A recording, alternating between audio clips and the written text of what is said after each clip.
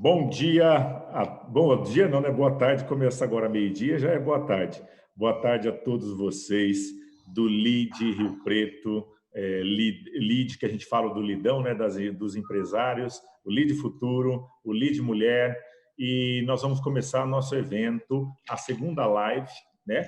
Um evento super mega especial, um dos assuntos mais procurados do momento, né? Só que antes de começar, eu quero agradecer imensamente todos os nossos patrocinadores e eu vou pedir, então, para a equipe da RCE, que está organizando toda essa live aqui do LEAD, colocar a sequência dos comerciais dos nossos patrocinadores, fazendo um grande favor. SPSP, Grupo Empresarial de Serviços. Somos especializados na prestação de serviços para as áreas de vigilância, portaria, limpeza e conservação há quase 25 anos. Nossa missão é ser um parceiro estratégico para aumentar a sua produtividade através de um atendimento presente e uma gestão próxima aos colaboradores. Estamos localizados no centro de Rio Preto, oferecendo apoio para as empresas locais e da região. Nossos 3.000 colaboradores capacitados atuam em mais de 260 clientes em 90 cidades do estado de São Paulo. Nossos procedimentos são certificados pelas normas ISO 9001, Gestão da Qualidade, ISO 14001, Gestão Ambiental e OSAS 18001, Gestão da Saúde e Segurança do Trabalho. E na área de vigilância, somos certificados pela CRS. Investimos em novas tecnologias, cursos de aperfeiçoamento para os nossos colaboradores e contamos com um rigoroso sistema de normas e procedimentos com constantes auditorias internas. SPSP, um parceiro estratégico para o seu negócio.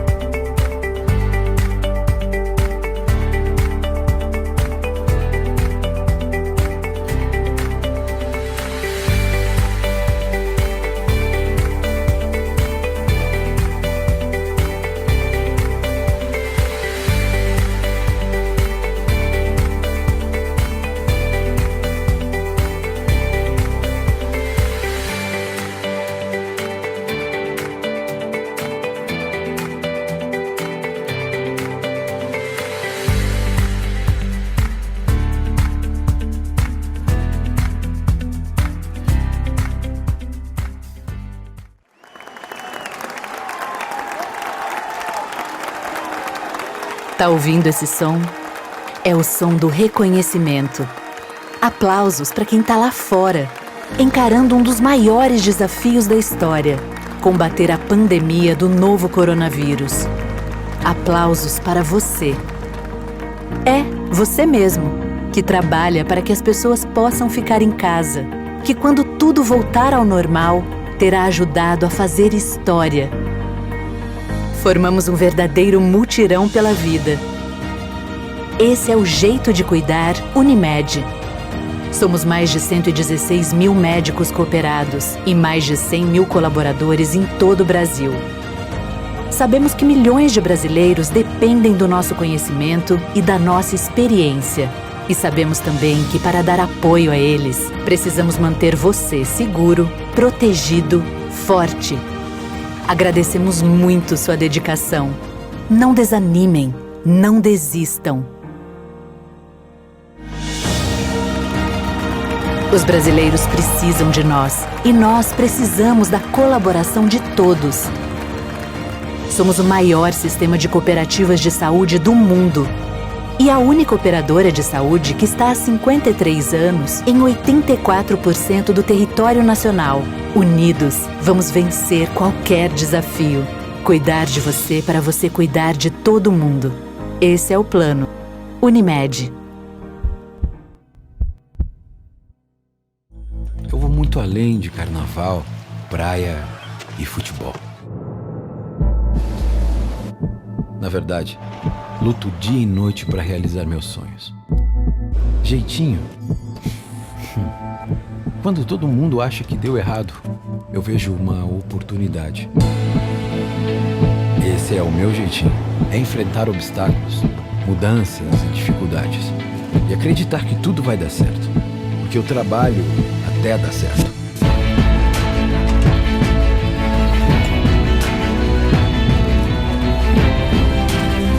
Foi assim que eu ajudei a desenvolver milhares de empresas por todo o país. E é assim que eu vou continuar.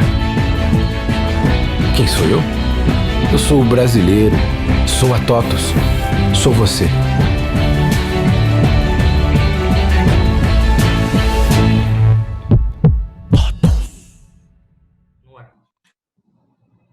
Bom, voltando, agradecer então os vídeos que vocês acabaram de ver, nossos patrocinadores Alvo Gestão, a TOTUS, a SPSP e a Unimed. Olha, eles são aí os grandes apoiadores nossos e faz com que os nossos eventos aconteçam com toda essa frequência e essa força. Hoje é um dia muito especial, como eu disse, um dos assuntos principais aí que está na pauta do momento, as medidas legais, né? Então, aquilo que realmente já foi anunciado, toda a parte ainda de contencioso, de outros assuntos relacionados ao trabalhista. Então, hoje é o dia para a gente deixar isso tudo claro. E para que isso aconteça, nós reunimos aqui os 5 principais escritórios da nossa região e que são filiados do LID, né? Quero agradecer imensamente o aceite de todos vocês. Muito obrigado, Ricardo. Muito obrigado, Alessandro. Muito obrigado, Luiz. Muito obrigado, Henrique. Muito obrigado, Márcio. Obrigado mesmo. Para a gente é muito importante. E vocês todos que são filiados, quaisquer dúvidas que tenham, vocês podem acioná-los depois, tá? Precisando de contato, cada um vai deixar depois o seu contato, mas é só me acionar, pedir para a equipe do LID e a gente tem o contato de todos eles, inclusive no app nosso tem lá o contato de cada um.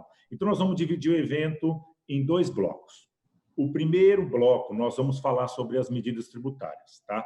E aí nós temos 3 escritórios que vão falar sobre os assuntos, dividindo aí em aquilo que já está sendo válido e também depois contencioso e depois obrigações acessórias.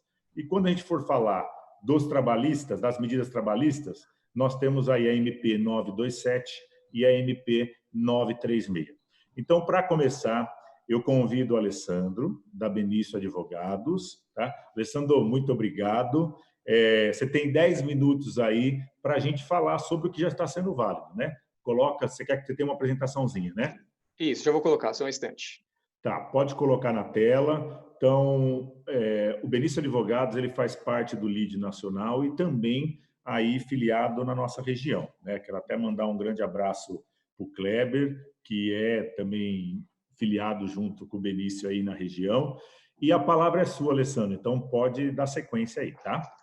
Tá ok, boa tarde a todos. Quero agradecer pelo convite que me foi feito e espero, nesse curto tempo que nós temos aqui, conseguir passar a todos vocês as informações necessárias para tempos tão difíceis e complicados.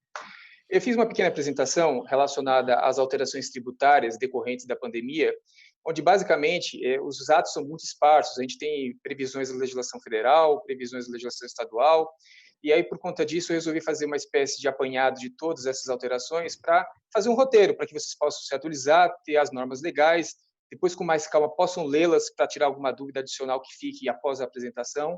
Então, vamos passar diretamente à apresentação para ficar mais prático e objetivo aqui o que se pretende expor para vocês.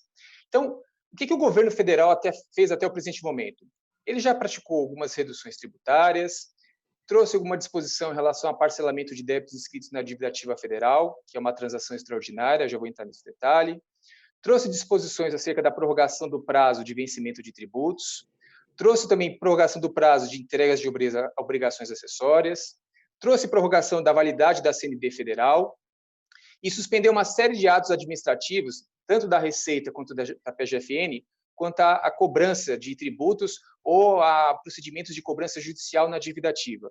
Para quem tiver interesse, o governo federal ele dispôs no site do Planalto esse link que está aqui na apresentação, onde todas essas alterações estão sendo tabuladas dividindo por empresas de pequeno porte, médio porte, grande porte. Então, quem tiver interesse pode acessar esse link. Vamos aqui falar inicialmente da questão das reduções de tributos. Tá? Uma das medidas que havia sido anunciada pelo governo há cerca de 15 dias e que demorou para ser publicada foi a questão da redução do Sistema S, que é aquela parte de terceiros da antiga GPS e hoje lá na guia do E-Social. Tá? Quando a gente fala Sistema S, não foram todas as contribuições da parte de terceiros que tiveram a redução de 50% de alíquota. Tá? Então, eu fiz nessa apresentação uma tabela bem explicativa e bem objetiva de quais foram essas contribuições do Sistema S que tiveram as reduções de alíquota. E essas reduções elas estão sendo aplicadas pelo prazo de 3 meses. Então, nós temos aí a alteração dessas reduções. E aí existe uma discussão. Afinal de contas, ela já se aplica para a folha de março ou se aplica para a folha de abril? Porque a medida provisória 932 ela entrou em vigor no dia 1º de abril. Foi até matéria de Valor Econômico, de Jota, de outros sites jurídicos, e a gente teve até a curiosidade de perguntar para a Receita Federal através de um Fale Conosco, e no entendimento da Receita Federal, para ela, a aplicação vale apenas para a competência abril. Tá? Pode existir uma discussão judicial em relação à competência março, mas eu vou deixar para o terceiro expositor que vai falar do contencioso relativo a essas questões. Então, por o momento, a posição da Receita Federal é que essa redução do Sistema S ela vale a partir da competência abril. Ainda em relação a reduções de tributos, houveram algumas medidas do governo federal que são mais direcionadas realmente à questão dos insumos médicos hospitalares para combate à Covid-19. Então, houveram reduções de imposto de importação e IPI, que estão nesses atos legais que eu destaquei na apresentação, que são resoluções da CAMEX, e no caso do IPI, houve um decreto específico, que foi o decreto 10285 de 2020, que reduziu a zero o IPI sobre uma série de insumos hospitalares. Tá? Então, imposto de importação e IPI, para os insumos hospitalares que estão nesses atos legais que eu relacionei na apresentação, estão com a alíquota reduzida a zero durante o prazo da pandemia. Um outro tributo também que foi objeto de redução pelo governo foi o IOF sobre operações de crédito. Então, aquelas contratações de empréstimo que são feitas junto a instituições financeiras, ou até mesmo entre particulares, tiveram zerada a alíquota do IOF para operações contratadas entre 3 de abril de 2020 e 3 de julho de 2020. Tá? Então, tanto o 0,38 quanto aquele 0,0041% ao dia foram zerados durante o período da pandemia, pelo menos dentro desse prazo estipulado pelo governo, que vai de 3 de abril de 2020 a 3 de julho de 2020. Já passando para um outro tópico, que é a famosa transação tributária extraordinária. Para quem não conhece, a transação tributária ela foi instituída ano passado pela medida provisória 899, que já foi aprovada na Câmara, foi aprovada no Senado e agora está sob sanção presidencial. Só que a transação tributária extraordinária ela é uma modalidade nova que foi criada pela portaria PGFN 7820. Ela é aplicável somente para débitos inscritos na dívida ativa. Não se aplica para débitos que estejam na Receita Federal. Ela não traz qualquer redução de multa e juros. O que ela traz é facilidade de pagamento. Então, para quem tem débitos inscritos de dívida ativa e queira aderir a essa modalidade de transação, a entrada é de 1% do valor que se pretende parcelar. Essa entrada pode ser paga em 3 vezes, abril, maio e junho. E, detalhe, se nós estivermos falando de débitos da Receita Federal, imposto de renda, PIS, COFINS e demais débitos que nós chamamos, esse parcelamento é de até 81 meses, ou seja, eu pago a entrada de 1% e ainda tenho mais 81 parcelas. No caso de empresas de pequeno porte, microempresa e pessoa física, empresário individual, ao invés de 81 parcelas, foram concedidas 97 parcelas. Tá? E mais uma exceção. Se nós estivermos falando de contribuições previdenciárias, o prazo será só de 57 meses. Então, existe uma tabela que foi criada pelo governo para a aplicação dessa transação tributária extraordinária. Ok? E um detalhe importante, como eu havia comentado, a entrada de 1% ela é paga em até 3 vezes. Depois dela que vem a primeira parcela das 81, ou das 97, ou das 57. E essa primeira parcela, após a entrada, só vai vencer em 30 de junho de 2020. Tá? Um detalhe, quem tiver parcelamento já na Procuradoria e quiser migrar para essa nova modalidade de transação tributária, é possível. Só que aí tem uma diferença na regra. Ao invés de dar uma entrada de 1%, a entrada passa a ser de 2% do valor que vai ser objeto dessa migração. Para fazer a adesão, é necessário fazer o acesso ao site do Regularize da PGFN. E detalhe, o prazo para que haja essa adesão ele está limitado. Pela prorrogação que aconteceu há pouco tempo atrás, ele está limitado até a data de conversão da MP 899. Vocês lembram que eu acabei de comentar que ela foi aprovada pelo Congresso, foi aprovada pelo Senado e encontra-se na fase de sanção presidencial. Teoricamente, o presidente tem até o dia 15 de abril para promover essa sanção. Óbvio que eu não tenho muita dúvida de que talvez haja uma nova prorrogação mesmo após essa conversão em lei da medida provisória, mas, por enquanto, o prazo de momento que nós temos é no dia 15 de abril. Agora, vamos à parte que realmente acho que interessa a maioria de todos vocês, que é a questão da prorrogação do prazo de vencimento de tributos. Muito se ouviu falar nos jornais, nos meios de comunicação, nos últimos dias, nas últimas 2 semanas, sobre demandas judiciais para tentar prorrogar prazo de vencimento de tributos, porque o governo não estaria fazendo a parte dele.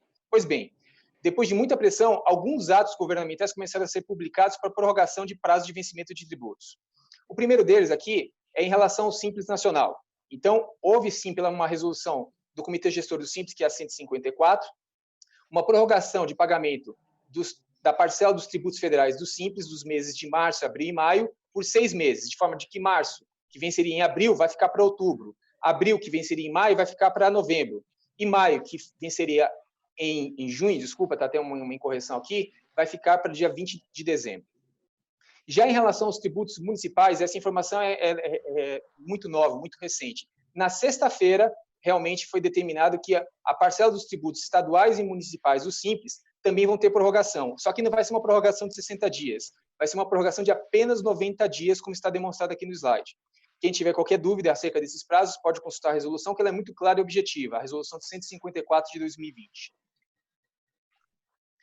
Ainda em relação à prorrogação de prazo de vencimento de tributo, e essa que eu vou falar agora foi a primeira que o governo havia implementado, por meio da medida provisória 927, que foi a prorrogação do FGTS, das competências de março, abril e maio. O que se fez? Prorrogou-se o vencimento delas até 7 de julho de 2020, e esse montante dos 3 meses poderá ser quitado em até 6 parcelas, ou seja, a primeira parcela no dia 7 de julho e as demais na mesma data dos meses subsequentes. E, na sexta-feira passada, houve uma prorrogação que era muito pretendida por todos e veio num bom momento, que foi a prorrogação do PIS/COFINS e da contribuição previdenciária à parte empresa. Foi uma portaria do Ministério da Economia, que foi a portaria 139 de 2020, que fez a prorrogação desses pagamentos. Tá? Em relação à parte previdenciária, é importante destacar que nós estamos falando da contribuição à parte empresa e do SAT. Tá? A parte de retenção do segurado não está prorrogada até o momento. Isso tem que ficar muito claro. Aqui eu trouxe até uma tabela em relação a essa portaria, que depois vocês vão poder consultar com mais tranquilidade, que a apresentação vai ser disponibilizada a todos vocês, desta questão aqui de como funciona a questão da contribuição previdenciária no tocante à prorrogação que eu acabei de comentar. Então, quem tiver qualquer dúvida vai poder consultar essa tabela e ficar certo do que tem que ser feito nos próximos meses em relação a recolhimento de contribuição previdenciária. Já saindo da parte de tributos, a gente também tem a questão de prorrogação de prazo de entrega de obrigações acessórias. Também foram medidas adotadas recentemente pelo governo federal. A primeira delas, a questão da declaração de imposto de renda, pessoa física, foi prorrogada para 30 de junho de 2020. Declaração do Simples Nacional, também foi prorrogada para 30 de junho de 2020. DCTF, dos meses de abril, maio e junho. A entrega das DCTFs desses 3 períodos foram prorrogados para o 15º dia útil do mês de julho. Tá? EFD Contribuições, que é a EFD Contribuições do PIS/COFINS, também teve as entregas de abril, maio e junho prorrogadas para o 10º dia útil do mês de julho. Em relação à CND federal, houve também uma prorrogação, de forma que quem tivesse uma CND válida no dia 23 de março de 2020 vai ter a prorrogação do prazo de validade daquela CND por mais 90 dias. Não do dia 23 de março, mas do dia em que venceria a CND. Então, por exemplo, se eu tiver uma CND que vence no dia 11 de maio, então ela vai ser prorrogada por mais 3 meses, isso vai vencer no dia 11 de agosto. Então, essa foi a medida que o governo federal trouxe para as empresas que vão certamente ter dificuldade financeira para honrar os seus tributos e para que essas inadimplências não maculem a validade da CND. Em relação a trâmites na Receita e na PGFN, houveram 2 atos administrativos também que prorrogaram os prazos, melhor dizendo, suspenderam os prazos de alguns atos que são feitos por esses órgãos de cobrança. Então, no caso da PGFN, houver a suspensão por 90 dias de alguns prazos. Quais são eles? A impugnação e recurso de decisões daqueles procedimentos administrativos de reconhecimento de responsabilidade, que é um procedimento que a Procuradoria vem implementando há cerca de 3 anos para tentar responsabilizar titulares de empresas que tenham dívidas em aberto, de empresas que tiveram CNPJs inaptos e atente-se a fazer um redirecionamento da cobrança para os titulares dessas empresas. Então, esses redirecionamentos terão seus procedimentos suspensos pelo prazo de 90 dias. Da mesma forma, também foi suspenso por esse prazo o prazo de exclusão para a defesa do ato de exclusão do PERT, que é aquele parcelamento lá de 2017. Então, se você tiver um ato de exclusão, tanto a defesa quanto o eventual recurso terão prazo de suspensão por 90 dias para apresentação. Também está suspensa aquela oferta antecipada de garantia em execução fiscal. O que é isso? Quando acaba a cobrança na fase administrativa e vai para a cobrança judicial. O contribuinte ele tem o prazo para oferecer uma garantia mesmo antes da propositura da execução fiscal. Então, esses prazos para apresentação dessas garantias, que geralmente são seguros garantias que os contribuintes muitas vezes utilizam, estão prorrogados por 90 dias. E da mesma forma também, os pedidos de revisão de débito inscritos também tiveram prazo de suspensão de 90 dias. O que são esses pedidos de revisão de débito inscritos? São cobranças que o contribuinte entende que, olha, eu fiz pagamento, ou tem prescrição, ou teve decadência, ou seja, não haveria por que haver a cobrança. E quando o contribuinte recebe a intimação da cobrança individativa, se ele entrar com o pedido de revisão de débito inscrito em até 30 dias, não há qualquer tipo de protesto ou outra cobrança da PGFN. Então, foi prorrogado o prazo também para ingresso desses pedidos de revisão de débito inscrito individativa. E também, por fim, ficaram suspensos por 90 dias a apresentação dos protestos de CDAs, que é uma medida que o governo federal vem adotando nos últimos 4 anos para tentar forçar os contribuintes a honrarem tributos que estão em cobranças judiciais. Já a Receita Federal, ela suspendeu até 29 de maio, por meio dessa portaria 543, uma série de atos de cobrança que ela faria contra os contribuintes. Então, ela suspendeu a emissão de aviso de cobrança eletrônico para pagamento de tributos. Então, teoricamente, nesse período, até 29 de maio, ninguém recebe nenhuma cobrança. A notificação de lançamento de malha fiscal de pessoa física também está suspensa. O procedimento de exclusão de parcelamentos no âmbito da Receita Federal também está suspenso, qualquer ato de exclusão até o prazo de 29 de maio. A questão de regularização do CPF também não vai ter nenhum tipo de problema de inaptidão de CPF por conta desse período de pandemia, e a mesma coisa em relação ao CNPJ. E, por fim, o que é o mais importante, eu acredito, dessas previsões da Receita, é que os despachos decisórios de PERDECOMP também não vão acontecer desse período até 29 de maio, ou seja, as empresas não vão ser intimadas eletronicamente de despachos de compensações glosadas. Já estamos terminando aqui para poder passar para o próximo expositor. Em relação ao governo estadual de São Paulo, essa também é uma medida bastante recente. Foi prorrogado o prazo de validade da CND estadual de São Paulo, tá? Por esse ato da portaria conjunta da Cefaz e PGE número 1 de 2020, que prorrogou por prazo de 90 dias as CNDs que vençam entre o dia 1º de março e 30 de abril de 2020. Muitos outros atos estão sendo estudados pelo governo federal, estadual e até mesmo, acredito eu, pelo município de Rio Preto, em relação a prorrogações de tributos e de obrigações acessórias. Então, a cada dia que se passa, é uma nova prorrogação que surge. Então, eu espero que vocês fiquem atentos, recomendo isso, e se tiverem qualquer dúvida, ficamos à disposição. Agradeço a atenção de vocês. Tira a apresentação e volta para a tela, só para o Alessandro. Pois não. Na sua visão, né, do que já foi realmente colocado aí como ativo, né, a possibilidade de ser feito, você acredita que nas próximas semanas teremos muito mais coisas ou o que já foi feito já é bastante suficiente para o momento? Não, eu acredito que muito mais tem que ser feito. Inclusive, existem vários pleitos que estão sendo feitos. Por exemplo, no estado de São Paulo, existe uma pressão muito grande sobre o Dória para prorrogar o prazo de pagamentos dos parcelamentos estaduais, os famosos PEPs de ICMS, que é um pleito realmente, porque eu não estou gerando receita, como é que eu vou pagar um parcelamento que se encontra em curso? Inclusive, no terceiro expositor vai falar das discussões judiciais relacionadas a esse ponto. E também existem pleitos municipais para que os municípios prorroguem prazos de vencimento de IPTU e ISS. No caso de IPTU, vai-se até mais além, pede-se até anistia para determinadas faixas de valores, tanto para imóveis residenciais quanto para imóveis comerciais. Então, muita coisa ainda está para acontecer. E no que tange ao federal, tributos como IPI, Imposto de Renda e CCL, não tiveram prazo de prorrogação. E os tributos retidos na fonte também. E os tributos aduaneiros também não foram objeto de prorrogação nenhuma. Então, espera-se que o governo comece a pensar também nesses demais tributos, porque, afinal de contas, não adianta prorrogar alguns e deixar os demais em exigência, porque, afinal de contas, a multa e juros vão continuar sendo cobrados.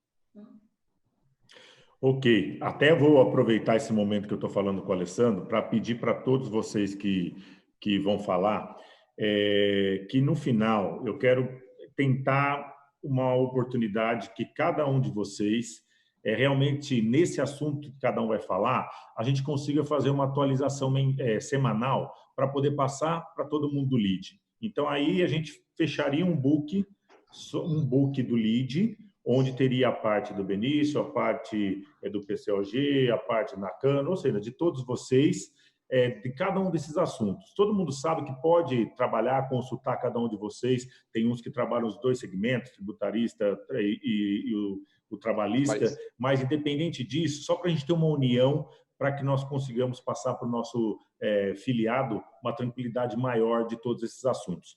Obrigado, Alessandro, que é o responsável pela parte tributária aí do Benício.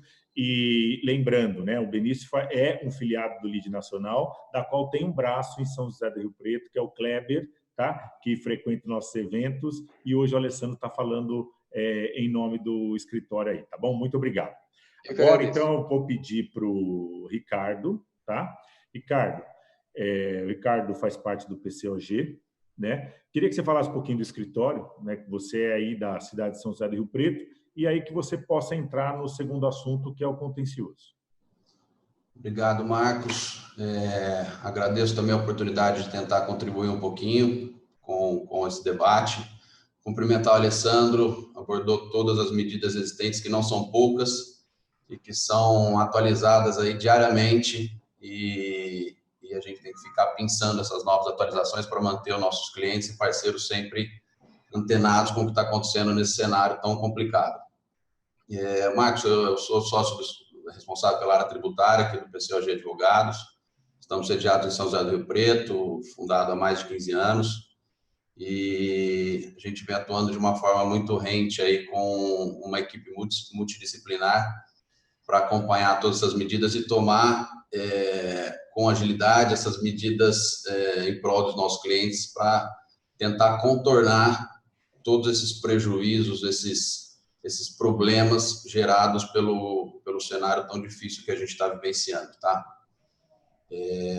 Vou falar um pouquinho dessas discussões judiciais, esse contencioso tributário que tem se instaurado, justamente como apontou o Alessandro, em função dessas lacunas das medidas que foram expedidas pelos governos federal, estadual e municipal, os municipais. Como ele disse, muitas medidas foram publicadas, mas deixando de lado alguns pontos muito importantes que seriam essenciais para que as empresas consigam proteger os seus caixas, porque acho que uma medida de ordem nesse momento que as empresas precisam proteger o caixa para passar por todo esse momento muito difícil. Então, as empresas têm buscado o Poder Judiciário para substituir essa inércia do poder público com medidas para postergar o recolhimento de impostos para o período posterior a esse período mais complicado da crise, e em todos os âmbitos, no âmbito federal, no âmbito com o imposto de renda e a CSLL e outros tributos, como bem mencionou o Alessandro, no âmbito estadual, para postergar o recolhimento de CMS, principalmente, e no âmbito municipal, para postergar o pagamento de IPTU e ISS também, principalmente. No âmbito federal, já existem medidas tratando da postergação de alguns tributos. Ficaram de fora aí, principalmente o imposto de renda, contribuição social, o imposto retido na fonte, que são acho que são os mais importantes. E foi instaurada uma discussão judicial com base em uma portaria editada pelo Ministério da Fazenda lá em 2012, que previu lá atrás a possibilidade de prorrogação do prazo de vencimento de alguns tributos federais, na verdade todos os tributos federais, para a hipótese de decretação de estado de calamidade pública. Essa portaria estava um pouco até esquecida, porque a gente não vivencia cenários como esse, na verdade nunca vivenciamos um cenário dessa importância, dessa magnitude, mais estados de calamidade locais, e essa portaria foi utilizada como fundamento para que as empresas consigam, com base nela, postergar o prazo do vencimento dos tributos federais. O cenário ainda é muito incerto, cada juiz tem proferido decisões muito disparsas. Aqui em São José do Rio Preto, por exemplo, metade dos juízes de 2 varas estão concedendo as medidas liminares em favor dos contribuintes para postergar o vencimento dos tributos. Outros 2 juízes, por exemplo, não estão concedendo as medidas liminares. A Procuradoria da Fazenda Nacional tem atuado de forma muito combativa, muito rente. A notícia de que a Procuradoria fez, inclusive, um material com vídeo explicativo e distribuiu nos fóruns e tribunais do Brasil todo, pontuando a importância de manutenção desse regular adimplemento do tributo. Então, os juízes ainda estão numa posições ainda muito distintas, tá? No âmbito dos tribunais, em segunda instância, na maioria dos casos que se tem notícia, as medidas liminares estão sendo negadas aos contribuintes. Há algumas decisões favoráveis no Tribunal de Brasília, que é o TRF da primeira região. Então, a recomendação que o escritório tem passado aos seus clientes e parceiros é que se tome muito cuidado, sempre tome a decisão de postergar ou não o pagamento do tributo, ou com base em uma medida judicial, ou tomando as precauções para provisionar valores que são colocados em risco, no caso do ajustamento da medida judicial, para evitar que no futuro isso se torne um passivo relevante para a companhia. Tá?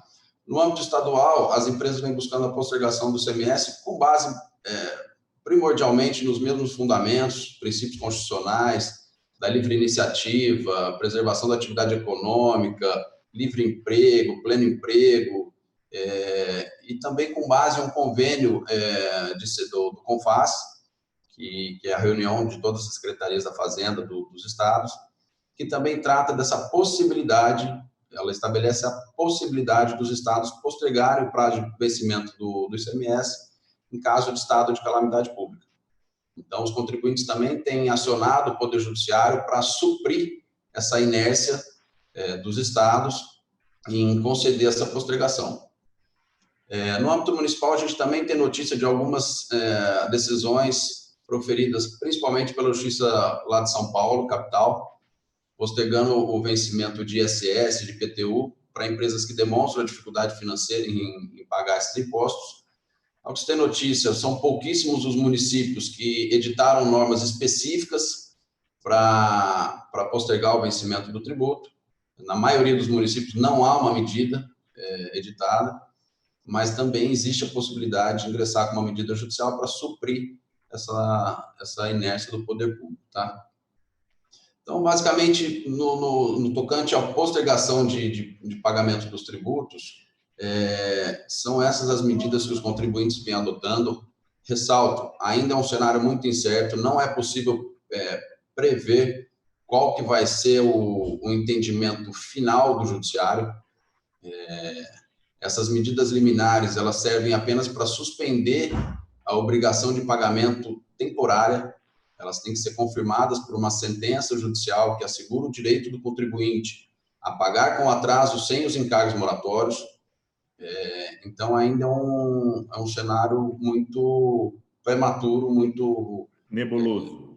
Isso, muito nebuloso para a gente afirmar qual vai ser o resultado disso tudo, tá? Okay. Eu queria, Marcos, rapidamente aqui, existem outras discussões judiciais, outras oportunidades que vêm sendo buscadas pelos contribuintes nesse cenário de crise, tá? Em linha com essa necessidade das empresas em proteger caixa, em trazer dinheiro para dentro da companhia, muitas empresas têm procurado uma medida judicial para acelerar e agilizar a análise de pedidos de restituição de créditos que estão pendentes de análise ou na Receita Federal ou no Fisco Estadual. A gente sabe que nosso sistema de apuração e recolhimento de imposto tem várias situações que os contribuintes apuram créditos acumulados e pedem esses créditos para o fisco. E esses pedidos ficam lá pendentes de análise por anos e anos, porque o fisco não paga ninguém, não quer pagar ninguém. Então, existe a possibilidade de se ingressar com uma medida judicial baseada em alguns fundamentos constitucionais, em legislação federal, que para agilizar e para abreviar a análise desse pedido de restituição, para que o contribuinte receba, de fato, esse dinheiro no seu caixa. Tá? Outra discussão é a substituição de depósitos judiciais. Tem muito contribuinte que, em algumas discussões, fazem um depósito judicial para garantir o cumprimento dessa dívida que ele vem discutindo, ou para caucionar e conseguir uma medida liminar para suspender a cobrança. E esses depósitos vão sendo atualizados com o decorrer do tempo e seriam muito importantes para recompor o caixa da companhia nesse momento de crise. Então, muitas empresas têm buscado a substituição desses depósitos judiciais por outras garantias. Como, por exemplo, citado pelo doutor Alessandro, seguro-garantia, fiança bancária. Nós já vimos situações de pedir a substituição até por bens imóveis, e os juízes têm ficado mais sensíveis a esses pedidos dos contribuintes nesse momento de crise atual. Não tem nada já aprovado para aceite dessas garantias? Não. O seguro-garantia é uma ferramenta hoje já muito utilizada, tá? Ele, inclusive, pela legislação, ele é equiparado ao próprio dinheiro, ao próprio depósito judicial. Tá. Então, quando há depósito judicial, a substituição por seguro-garantia é um pouco mais fácil. Não era no cenário normal. Os juízes, principalmente os credores, que é o fisco, são o fisco estadual, municipal, federal, não aceitavam essa substituição. E hoje os juízes têm ficado um pouco mais sensíveis e têm se sobreposto a essa vontade do fisco e acolhido os pedidos dos contribuintes. Tá? Entendi. Beleza. E, por fim, só um ponto aqui que eu acho que vale a pena as empresas, enfim, os filiados do LIDE conversarem com seus departamentos contábeis e seus escritórios de advocacia. Uma alternativa à postergação desse pagamento dos tributos sem os encargos moratórios é um estudo, tá? Isso tem que ser analisado caso a caso, mas é um estudo da aplicação de um instituto que se chama denúncia espontânea. O nosso amigo, o Henrique Mello, depois vai falar um pouco sobre as obrigações acessórias, mas a constituição do débito pelo contribuinte, a obrigação de pagar o débito, ela nasce com a entrega da DCTF, que é o documento principal que os contribuintes informam para o fisco qual é o valor do débito que ele tem para pagar. E como foi postergada a entrega da DCTF, é possível que, quando for se entregar essa DCTF, faça o recolhimento dos tributos atrasados, que vão ser declarados só nessa DCTF futura, com a incidência apenas dos juros de mora, e não da multa moratória, que é o encargo mais pesado que incide. Então, é possível, como estratégia e planejamento, que seja usado esse instituto da denúncia espontânea para reduzir esse risco de recolhimento do tributo em atraso por conta dessa possibilidade da entrega postergada da DCTF. Tá? Isso é uma outra oportunidade, ressalto, tem que ser analisada caso a caso e com muita cautela, porque tem alguns requisitos que precisam ser cumpridos. Mas é uma possibilidade. A denúncia espontânea, por exemplo, você tem que pagar o tributo antes de entregar a DCTF. Você não pode entregar a DCTF e depois pagar. Então, tem que fazer uma estratégia alinhada com o departamento fiscal, financeiro e tudo mais. E a empresa não pode estar em nenhum processo de fiscalização. Entendido. Tá? Então, tem alguns requisitos que precisam ser cumpridos, mas é uma estratégia bastante interessante para quem não quer buscar judicialmente essa postergação por medida liminar e correr o risco de depois ter que pagar a multa moratória, que no âmbito federal chega até 20% do débito. Entendi. Ricardo, obrigado. Agora vamos com o Henrique. Henrique, ficou para você falar sobre as obrigações acessórias, né? Então, a voz é sua agora. Muito bem, Marcos, obrigado pelo convite, agradeço o LIDE, os patrocinadores todos que permitem que a gente faça essa live do LIDE com matérias sempre muito interessantes para os empresários em geral, para os contribuintes em geral.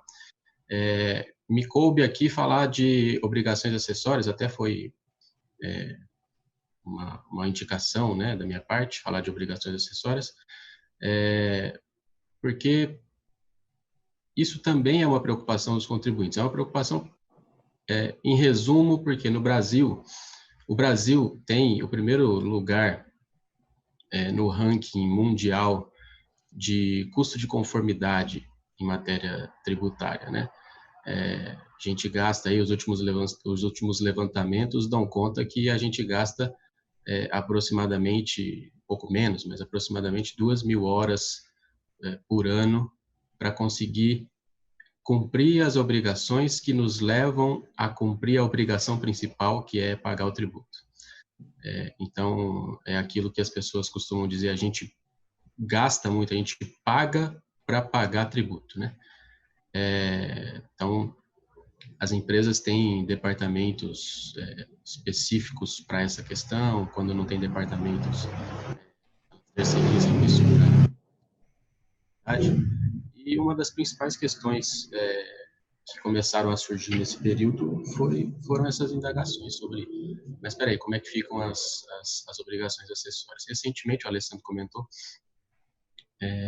houve a prorrogação do prazo de entrega de DCTF, em razão da prorrogação do prazo de vencimento de PIS, COFINS, CPP. Também houve a prorrogação do prazo de vencimento da EFT Contribuições, em razão do mesmo motivo. Mas tem muitas obrigações, imagina, né? Se a gente for pegar a quantidade de horas úteis trabalhadas no ano e pensar que dessas 2.000 e quase 2.060 horas, a gente precisa gastar em média no Brasil 2.000 horas para cumprir a obrigação acessória, para conseguir pagar tributo. Aí, nisso a gente vê a importância de delegar isso para alguém, né? Delegar essa função para alguém, porque senão ninguém daria conta de cumprir a legislação tributária. Qual que está sendo o problema aí? Muitas empresas, em razão, né, do isolamento imposto pela pandemia de Covid-19, mandou pessoal de departamento fiscal para casa. Mandou para casa ou em férias antecipadas, mandou para casa para home office, mas sem uma cultura de home office, porque, afinal de contas, isso aí pegou muita gente de surpresa. Aqui no Noroeste Paulista, por exemplo, não há uma cultura de home office. Então, quando você manda o pessoal para casa sem um treinamento prévio, que aconteceu com muita gente isso, não deu tempo, porque de repente tinha uma medida. Vamos para casa. De repente, não pode sair o decreto, saiu o decreto de Rio Preto, saiu o decreto do Estado de São Paulo, está todo mundo liberado para trabalhar de casa e não teve tempo de fazer treinamento. Então, isso apresenta uma queda de produtividade bastante importante. Os escritórios de contabilidade, alguns interpretaram que estão proibidos de funcionar de qualquer maneira, outros interpretaram de que, no sentido de que, a gente pode funcionar, mas não pode atender o público. Recentemente, eu acho que nesse final de semana... Teve uma ida e vinda, né? Ida e vinda, o Estado de São Paulo tentou, o pessoal lá flexibilizar. De crise, tentou flexibilizar, dizendo, até pode, só não pode atender o público. Aí o Dória veio e disse, não é bem assim, é home office mesmo, é atendimento remoto. Então, isso está preocupando todo mundo. Como é que eu consigo continuar cumprindo as minhas obrigações acessórias? Ok, se eu sou do Simples, essa prorrogação veio acompanhada de prorrogação de DEFIS. Se eu sou microempresário individual, a DAS-CIMEI também está prorrogada. Em razão da prorrogação de PIS/COFINS, CPP, também teve a prorrogação da contribuição previdenciária do doméstico, né? Em razão dessas, ok, DCTF está prorrogada, EFD, contribuições, está prorrogada, mas e o restante? Porque tem muita coisa. Em âmbito estadual, como é que está a minha apuração do ICMS? Em âmbito municipal, como é que está a minha apuração do ISS? E todas as demais obrigações acessórias que circundam a plataforma do SPED, né? Sistema Público de Escrituração Digital. Então, tem muita coisa que não está prorrogada, oficialmente, assim, com uma, digamos, na verdade eu vou defender aqui para vocês que elas já estão prorrogadas, na verdade. Mas não há uma medida recente por parte de Receita Federal, por parte do Ministério da Economia, dizendo sim, elas estão prorrogadas. E por que eu acho que elas estão sim prorrogadas e automaticamente? Porque tem uma instrução normativa da Receita Federal de número 1243, de 2012 também, da mesma época daquela portaria do ministro da Fazenda, que os colegas já mencionaram, a portaria ministerial número 12, se não me engano, de 2012. Nessa mesma época, a Receita Federal soltou essa instrução normativa, uma instrução normativa dizendo, olha, contribuintes localizados em municípios abrangidos por estados que decretaram calamidade pública têm os prazos para cumprimento de obrigações acessórias de tributos federais prorrogados até o último dia útil do terceiro mês subsequente àquele em que eles deveriam ser entregues, deveriam ser cumpridos. Isso está lá e tem uma diferença para a discussão da portaria do ministro da Fazenda. A portaria do ministro da Fazenda dizia assim, a Receita Federal e a Procuradoria vão expedir os atos para aplicação disso aqui que eu estou mandando. A instrução normativa já é o ato da Receita Federal. Ela já é o ato da própria Receita Federal dizendo, eu prorrogarei diante de estado de calamidade pública. É claro, tem o argumento da Receita Federal no sentido de que, olha, isso não foi feito pensando numa pandemia global. Mas é óbvio que isso não foi feito pensando numa pandemia global. Isso foi feito pensando nos estados de calamidade pública decretados por estados membros da nossa federação que sofrem isso todos os anos com os estragos de chuva, né? Questões pontuais, questões regionais, questões mais locais mesmo. Mas, de repente, surgiu uma pandemia global. De repente, surgiu uma catástrofe que está tendo um impacto impressionante no ciclo econômico. Então, as medidas que a gente considera medidas anticíclicas, elas têm que vir não só em relação ao pagamento dos tributos, mas em relação aos outros custos que os contribuintes têm para conseguir pagar os tributos. As medidas anticíclicas têm que ser pensadas também no cumprimento das obrigações acessórias. Então, eu trouxe aqui 2 exemplos rapidamente, assim, para não ultrapassar meu tempo. Estou marcando aqui para não desagradar o Marcos, para eles continuar me convidando. Por exemplo, existe uma previsão... só uma coisa, os colegas mencionaram algumas prorrogações, mas você veja, a prorrogação da declaração de imposto de renda pessoa física foi para 30 de junho, mas por essa instrução normativa da Receita Federal que eu estou mencionando, ela iria para 31 de julho. Então, é uma instrução normativa que diz o último dia útil do terceiro mês subsequente, em relação ao mês em que aquela obrigação acessória era devida. Então, abril, maio, junho, julho. Mas prorrogaram para junho. Deveriam ter prorrogado para julho, porque já há uma previsão nessa instrução normativa. A mesma coisa a DCTF. A DCTF foi prorrogada para uma data específica de julho.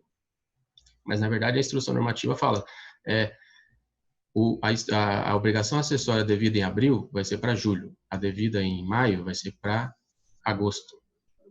E não juntar todas as DCTFs devidas em uma data só. Né? Mas aqui, trazendo para os meus exemplos. Uma coisa que preocupa, essa instrução normativa, assim como a portaria do ministro da Fazenda, ela fala, olha, isso é aplicável para as obrigações acessórias devidas no mês do evento que ensejou a decretação de calamidade pública e no mês seguinte. Então, tem uma discussão, o que é o evento que ensejou a decretação de calamidade pública? É o primeiro reconhecimento de uma epidemia lá em Wuhan, na China, o primeiro caso de coronavírus confirmado aqui no Brasil, é aquele decreto legislativo número 6, em que o Congresso Nacional diz estamos diante de uma epidemia sim, ou é aquela portaria anterior até do Ministério da Saúde dizendo estamos diante de uma epidemia, de uma emergência de saúde pública internacional. O que é esse evento? Esse evento no decreto que reconhece a situação de calamidade pública, tem sempre uns considerandos, né? Então, considerando isso, considerando aquilo outro, decretamos calamidade pública, por exemplo, no estado de São Paulo. Naqueles considerandos ali, o último evento oficial que foi motivo para a decretação é o evento que justificou que deu ensejo à decretação de calamidade pública. No caso do decreto do Estado de São Paulo, o último evento oficial ali foi justamente o reconhecimento da pandemia, o reconhecimento do estado de calamidade pelo decreto legislativo número 6 de março. Se houver uma prorrogação agora, a prorrogação não vai estar baseada no mesmo evento. A prorrogação vai estar baseada no evento atual, que é a necessidade de manutenção do isolamento. A gente tem que procurar lá no considerando, tendo em vista que, considerando que ainda é necessário mais tempo de isolamento. É sempre o último evento oficial ali, que é o evento que dá ensejo à decretação de calamidade pública. E aí, o que isso significa? Significa que cada vez que a gente tiver uma prorrogação da calamidade pública, se a gente for aplicar essa instrução normativa 1243 de 2012, as obrigações acessórias continuarão, as obrigações acessórias em âmbito federal continuarão sendo prorrogadas, né? E aí tem um problema. Os contribuintes, por exemplo, que precisam utilizar acho que já deu meu tempo aqui, mas já vou encerrar, viu, Marcos? Os contribuintes que precisam se utilizar de saldo negativo de imposto de renda, contribuição social sobre o lucro, eles só podem fazer isso depois que entregarem a ECF, Escrituração Contábil Fiscal. O prazo da ECF é 31 de julho, mas se chegar a ter uma prorrogação de ECF, eles vão ter que ficar esperando esse novo prazo para poder se utilizar dos prejuízos fiscais? E parece que não, então eles podem buscar uma medida judicial para tentar se aproveitar dos prejuízos de maneira antecipada. Outra questão, que é a última, retenção na fonte. Tem muitas empresas que estão procurando aqui no nosso escritório para tentar ajudar os colaboradores deixando de reter tributo na fonte. Então, se a gente, na nossa visão aqui no escritório, retenção na fonte é uma obrigação acessória. É claro que se você descumpre a obrigação acessória de retenção na fonte, que descumpre o dever de recolher e repassar esse valor para a Receita Federal, no caso, você vai ser responsabilizado, aí incide uma norma de responsabilidade. Mas enquanto você está cumprindo o dever instrumental, a obrigação acessória de reter é uma mera obrigação acessória. Então tem muita gente pedindo uma medida judicial para deixar de reter na fonte os tributos dos colaboradores, principalmente quando se trata de área da saúde. Então, por exemplo, olha, eu faço o pagamento a médicos e eu tenho que fazer o pagamento para esses médicos com uma retenção importante de tributos. E agora esses caras estão na linha de frente, então a gente não quer reter esses tributos, mas a gente também não quer risco, né? A gente não quer depois ser responsabilizado por isso e não quer pagar isso com juros, multa e etc. Então tem muita gente buscando a aplicação dessa portaria que eu mencionei. No estado de São Paulo e nos municípios, especificamente o município de Rio Preto, a gente não tem visto nada em relação à prorrogação de prazo de vencimento, de prazo de entrega de obrigações acessórias, mas como o Alessandro mencionou, como o Ricardo mencionou, essas medidas estão sendo implantadas diariamente. Diariamente, né? Uma mudança rápida aí, né? O pessoal não está parado, eles estão levando a sério isso tudo. É claro que para as empresas o ritmo é um pouco menor do que elas precisariam, e todos ficam preocupados, né, naquela de será que realmente eles vão fazer, será que não vão fazer, porque em momentos como esse, o que precisa, como eu disse agora há pouco, é de situações de técnicas anticíclicas, né, técnicas anticíclicas, porque o ciclo econômico agora está ruim, está para baixo. Então, você tem que inverter esse ciclo, né? Então, fica todo mundo preocupado em esperar. Será que realmente vão fazer? Será que não vão fazer? Quando a Receita se manifesta, ela se manifesta de uma maneira bastante reticente em relação à aplicabilidade dessa instrução normativa que eu acabei de mencionar, em relação também à portaria que os colegas mencionaram, de 2012. Então, é difícil para o empresário ficar esperando uma decisão da parte econômica do governo, especialmente se as obrigações acessórias que mais pesam para ele são as obrigações estaduais e são as obrigações municipais, porque esse pessoal parece que realmente não está pensando em tomar essas mesmas medidas que o governo federal vem tomando, até porque, realmente, a situação dos estados já era difícil antes da pandemia, a situação dos municípios já era difícil antes da pandemia, então dá até para entender que eles demorem mais para encontrar uma solução para ajudar os contribuintes nessa... Depois eu vou até perguntar sobre isso, porque é um ponto de bastante discussão desse comparativo do que está sendo liberado pelo federal versus o estadual. Mas, muito obrigado pelas explicações. Acho que essa primeira parte do tributário foi muito bem direcionada. Nós vamos voltar através das perguntas. E antes de passar para a parte trabalhista, tem muita gente aí esperando, lembrando que pode fazer perguntas, mandar perguntas que eu recebo aqui, a Gi, que é a assessora nossa, que coordena aí todo esse processo, me passa as perguntas e eu direciono aqui, tá? Então, antes de passar para a trabalhista, um dos nossos apoiadores é a Tarraf. Eu vou pedir para colocar o vídeo da Tarraf e logo em seguida o chart com a ação específica que a Tarraf está fazendo, tá bom? Pode colocar.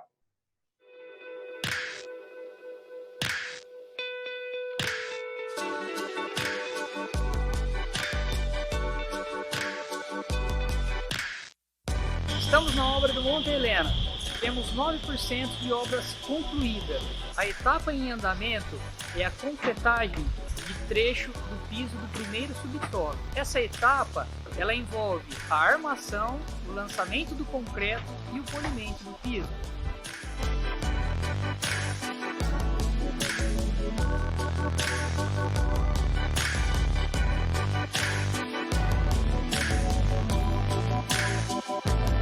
A próxima etapa será as instalações elétrica e hidráulica e os demais sistemas que envolvem no projeto.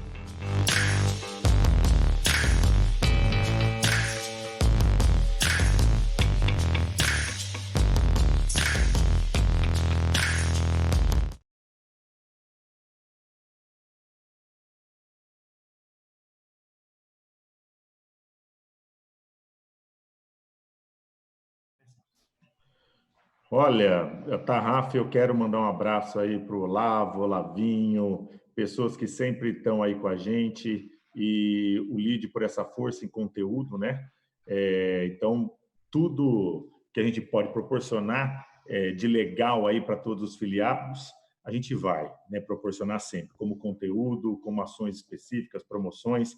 E a Tarraf Empreendimentos, ela tem uma ação específica para vocês, né? Você sabe que nesse momento que estamos passando, com muitos investimentos e decisões sobre compras, são incertos, mas esse momento também pode ser uma grande oportunidade para realizar um bom negócio, como a compra do imóvel, que além de ser um investimento mais seguro nesse cenário de incertezas econômicas, o imóvel é um bem que mantém a sua valorização. Então, vamos aproveitar esse desconto exclusivo que a Tarraf está concedendo a todos nós do LIDE, né? Vejam a tabela, que é uma ótima oportunidade para comprar seu apartamento no Monte Helena. Você pode colocar, o chart está na tela? Sim, tá na tela. Coloca o chart na tela, tem lá um QR Code, você pega todas as informações e tem o desconto aí da Tarraf. E como mostramos na outra live, né, as obras estão aceleradas e será um empreendimento de maior valorização da região de Iguatemi. A equipe Tarraf continua seu atendimento online pelo site, pelas redes sociais e também pelo QR Code aí da tela, na qual você fala direto com a equipe de vendas da Tarraf. Então, não perca essa oportunidade. Você que, nesse momento aí, está também decidindo investir, está querendo fazer uma mudança de vida, a Tarraf tem não só o Monte Helena, como a gente já apresentou, mas outras opções aí, e sendo um grande parceiro nosso do LIDE. Obrigado, Olavo, Olavinho, e vamos em frente aqui com o evento. Vamos entrar agora nos assuntos trabalhistas. Vou convidar o Luiz. Luiz, obrigado aí pela sua participação. Oi. Estamos aqui. Luiz, fala um pouquinho do escritório, tá? E aí eu quero que você já entre direto na MP 927, tá? Que é da qual vai ser sua fala aí.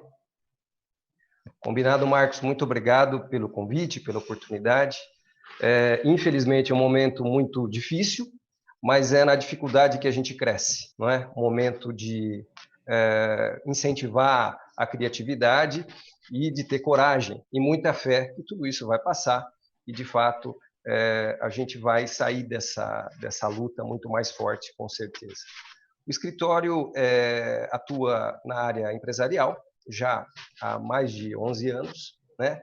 E a nossa preocupação é, obviamente, essa de trazer um pouco mais de segurança, se é possível se dizer em segurança jurídica no Brasil, né, diante de tantas novidades, de tantas mudanças, mas o que a gente precisa frisar é que há, sim, uma preocupação do Estado em estabelecer normas que têm como finalidade auxiliar na superação desse momento de crise. Não é? A pandemia, né, essa pandemia reconhecida pelo decreto legislativo a que se referiu o Henrique há pouco, a pandemia ela pode ser considerada uma hipótese de força maior?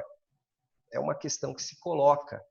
E justamente a medida provisória 927, no seu artigo 1º, especificamente parágrafo único, ela literalmente reconhece para fins trabalhistas a hipótese de força maior. Então, diante desse reconhecimento de hipótese de força maior, se autoriza a utilização de métodos de exceção. Né? Dentro desses métodos de exceção, nós temos aqui, na própria medida provisória 927, o estabelecimento de algumas hipóteses ou de algumas circunstâncias que facilitariam, vamos dizer assim, a superação do momento. Mas, antes de prosseguirmos, os desdobramentos dessa força maior, eles podem ser, vamos assim, num quadro bastante ruim, num quadro bastante escuro, obscuro, nós poderíamos dizer que, vamos imaginar que isso leve ao fechamento da empresa. Se a pandemia levar ao fechamento da empresa, você teria, em razão da força maior reconhecida, você teria condições de ter reduzidos os valores devidos a título de verba rescisória, se houver o fechamento por conta da pandemia, pela metade. Então, nós teríamos a aplicação de um dispositivo já constante na CLT, o artigo 502 da CLT. Então, essa é uma situação que ninguém quer, mas, na pior das hipóteses, é possível se adotar. A segunda delas seria a dificuldade financeira. Com o advento da dificuldade financeira, o próprio artigo seguinte, o artigo 503 da CLT, ele autoriza a redução do salário. Só que ele encontra um freio. Esse freio é o artigo 7º da Constituição Federal, mais precisamente os incisos 6º e 13, que o doutor Nakano vai tratar com essa abordagem da medida provisória 936 de 2020. Não é? Mas, especificamente, com aquilo que nos coube. Então, falando um pouco da medida provisória 927. Esse primeiro ponto dela reconhecer força maior é um dos motivos pelos quais, na minha visão, nós não teríamos grande probabilidade de caracterizar a quarentena como fato do príncipe, para, com isso, transferir para o Estado a obrigação de pagar eventuais verbas rescisórias. Então, a aplicação do artigo 486 da CLT, justamente pelo fato de ter sido reconhecida a pandemia como hipótese de força maior para fins trabalhistas, também pelo fato da quarentena não se caracterizar como um ato administrativo comum ou corriqueiro no exercício da atividade do próprio Estado, dentro de uma desapropriação para a construção disso ou daquilo, não, é uma situação de prevenção, e também pelo histórico que se apresenta jurisdicionalmente na interpretação desse artigo 486, que sempre se mostrou restritiva. Então, transferir a obrigação para o Estado no pagamento das verbas rescisórias por aplicação do 486 em caracterização de fato do príncipe, acho muito pouco provável que se tenha resultado positivo nessa empreitada. Mas, precisamente da medida provisória 927, que foi o que nos coube. Essa medida tem, já no artigo 2º, a disposição de que haverá, vamos dizer assim, uma preponderância do acordo individual sobre o acordo coletivo ou até mesmo sobre a lei, desde que respeitada a Constituição. Esse dispositivo, inclusive, é objeto de ação direta de inconstitucionalidade, mas, com todo respeito, Desde sempre foi possível se atribuir às partes liberdade no pacto. Então, as partes têm liberdade para pactuar as condições de trabalho, desde que aquilo que elas pactuem não ofenda a lei, as disposições mínimas e de proteção do trabalho. Então, portanto, logicamente, esse dispositivo deve ser interpretado em conjunto com os comandos constitucionais. Então, o acordo individual pode, sim, de fato, ter validade, desde que ele não afronte ou não suprima direitos constitucionalmente assegurados. É sempre possível a gente ir por esse caminho. E essa medida provisória, a primeira que foi publicada, como bem disse o Dr. Marcos, ela traz aqui algumas autorizações, vamos dizer assim, para o empregador unilateralmente implantar. Então, a primeira delas, nós poderíamos dizer, é a alteração do regime presencial para o remoto, bastando que o empregador comunique com 48 horas de antecedência, por meio escrito ou até mesmo eletrônico, que vai ser implementada essa medida. Então, dispensaria o mútuo consentimento que é exigido no caso de uma situação normal, de acordo com o que prevê o artigo 75C da CLT. Só que, curiosamente, para você implantar esse modo de trabalho, é importante que haja um treinamento e que também se estabeleça custeio, método de produção, porque você vai participar, por exemplo, de uma conferência como essa aqui, e o sujeito está lá com a camisa do Palmeiras, quer dizer, é uma situação que não tem... Eu já deletava ele da cena totalmente, né? Eu também. Já perde o critério. Então, assim, o mínimo de preocupação você tem que ter com relação à maneira como esse trabalho vai ser desenvolvido. Então, vai trabalhar remotamente e tal, então vamos estabelecer isso. Um critério mínimo de conduta, quer dizer, a apresentação, o método, a utilização do equipamento, quem pode utilizar, quem não pode. Como medir a produtividade, fica muito claro tudo isso. Né? Tudo isso precisa ser resolvido antes de se implementar a goela abaixo, como infelizmente acabou sendo, né, em razão dessa pandemia. Uma outra medida que a MP 927 autoriza é a antecipação de férias individuais. Essa antecipação, ela tem aqui, por acordo escrito, eu posso até antecipar férias futuras. Mas o que mais pega na questão rotineira, no dia a dia, é a dispensa de você ter a comunicação prévia, de acordo com o que determina o artigo 135 da CLT, com 30 dias de antecedência.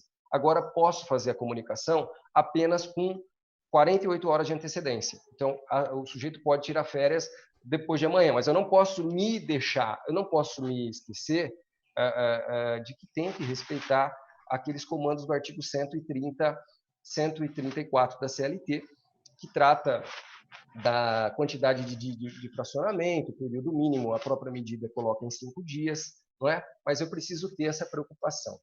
O aviso pode ser de 48 horas. Mas o que mais pega nessa medida é a questão do pagamento. Né? Pela lei, as férias têm que ser pagas 2 dias antes do início do gozo. E tem sanções assim, bastante pesadas. A gente pode citar aí a súmula 450 do TST, que determina a incidência da dobra quando o pagamento não se dá dentro dos 2 dias que antecedem o início do gozo das férias. A medida provisória, ela posterga o pagamento das férias para o 5º dia útil do mês subsequente, ao dar concessão das férias. E faz mais ainda. Quanto ao acréscimo de 1/3, ela possibilita que seja pago até o vencimento da primeira parcela do seguro-desemprego, do 13º salário. Quer dizer, é uma medida assustadora. Também é objeto de ação direta de inconstitucionalidade, esse retardo no pagamento do 1/3 junto com a primeira parcela do 13º salário. Né? Então, isso para as férias individuais. Nas férias coletivas, também você pode fazer a comunicação só aos empregados, ou seja, não há mais a necessidade, pela medida provisória, de você fazer a comunicação com 15 dias de antecedência dos empregados, do sindicato dos empregados e também do Ministério da Economia. Basta que você comunique apenas os empregados num prazo de 48 horas de antecedência. Quer dizer, muda absolutamente essa questão da regra. Ah, mas nas férias coletivas, poderíamos aplicar o mesmo prazo para pagamento que se aplica nas férias individuais? Em tese, entendemos que poderia, apesar de ser tratado em capítulos diferentes na medida provisória, é uma situação que as férias coletivas elas não têm um pagamento diferente. Então, a regulamentação, por ser a mesma, possibilitaria. Mas, assim, não dá para tirar, vamos dizer assim, do risco, né? É uma situação que também é importante de se considerar. Aproveitamento e antecipação de feriados. Quer dizer, eu posso conceder a licença agora, mas eu vou considerar como uma antecipação de feriados. Essa medida, para feriados não religiosos, pode ser implantada bastando a comunicação com 48 horas de antecedência. Para feriados religiosos, não, aí teria que ter a concordância do trabalhador. Mas eu posso ir, por exemplo, utilizando esses dias, o feriado que ele gozaria em 7 de setembro, ele vai gozar agora. O feriado que ele gozaria em 15 de outubro, 15 de novembro, ele vai gozar agora. Ou se eu, porventura, naquela data, não tiver atividade mesmo, em 7 de setembro, mas eu já antecipei, ele não trabalhando em 7 de setembro, eu jogaria em banco de horas. Quer dizer, são algumas alternativas. Até falando disso, eu escutei o Guedes falar, e a gente teve até no evento que o LIDE fez com o Rodrigo Maia e o Henrique Meirelles, sobre o cancelamento de feriados, né? E o Guedes deu uma declaração sobre o cancelamento de feriados nacional, mas acho que não teve nenhuma decisão ainda, né? Ainda não. Ainda continua, mas assim, você tem essas opções, manobras. Essas manobras para tentar minimizar, vamos dizer assim, a perda, não é? Outro ponto relevantíssimo, que também é objeto de ações diretas de inconstitucionalidade, é a instituição de um banco de horas com uma flexibilização especial.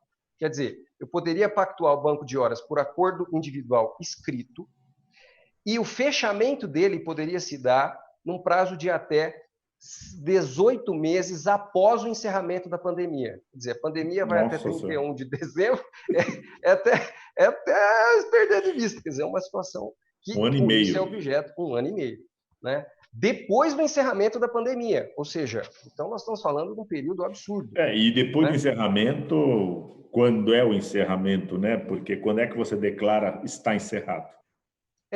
Assim, a gente tem uma presunção de que vai perdurar até 31 de dezembro, que é o que está no decreto legislativo número 6 de 2020. Mas, assim, não dá para você saber. Pode ser que isso seja antecipado e pode também ser prorrogado. Mas é uma dúvida complicada. Deixar claro para quem está assistindo, pelo amor de Deus, não vai ficar tudo fechado até 31 de dezembro, tá? Aqui é só o conceito da pandemia, mas não o relacionado econômico. Se Deus quiser, a semana que vem a gente já tem notícias melhores para poder abrir o quanto antes, né?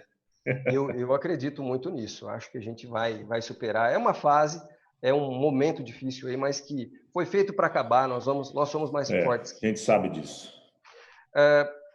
Estabelecimentos de saúde podem ter, com a medida provisória, a possibilidade de implantar um regime de compensação, também por acordo individual, mesmo sem a licença para atividade extraordinária em atividade insalubre. Então, é uma outra possibilidade autorizada pela medida provisória.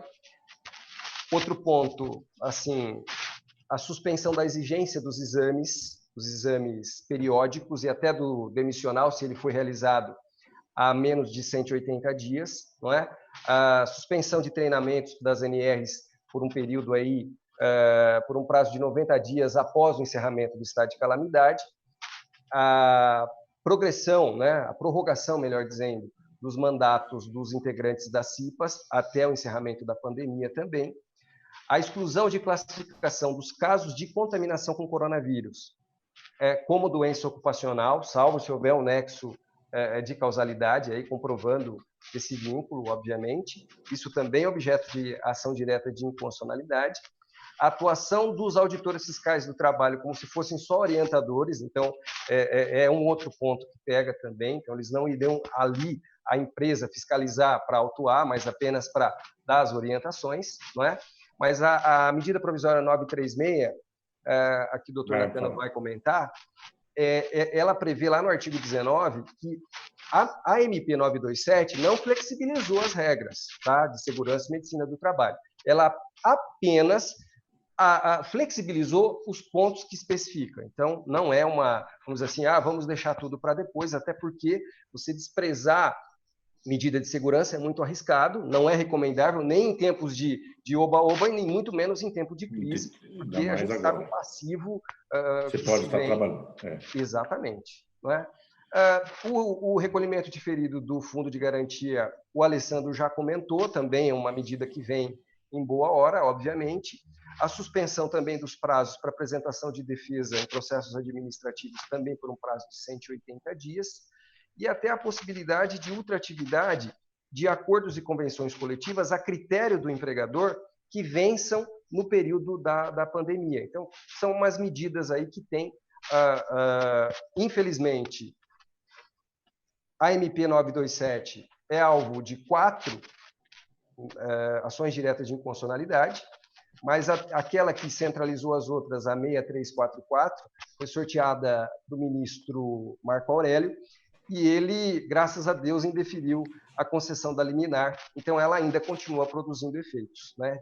Diferente do que aconteceu com a situação que vai relatar daqui a pouco o doutor Nakano. Bom, Luiz, muito obrigado por sua participação. Tá? Eu que agradeço. Quem for fazer pergunta, por favor, continue aí mandando, a gente está fazendo a separação e mandando para mim. Tá? Márcio, vamos lá?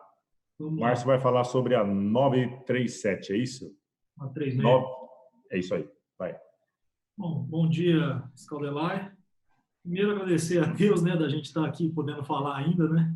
Depois de uma loucura, há pouco tempo de existência, sou um rapaz jovem ainda, nunca tinha visto nada parecido.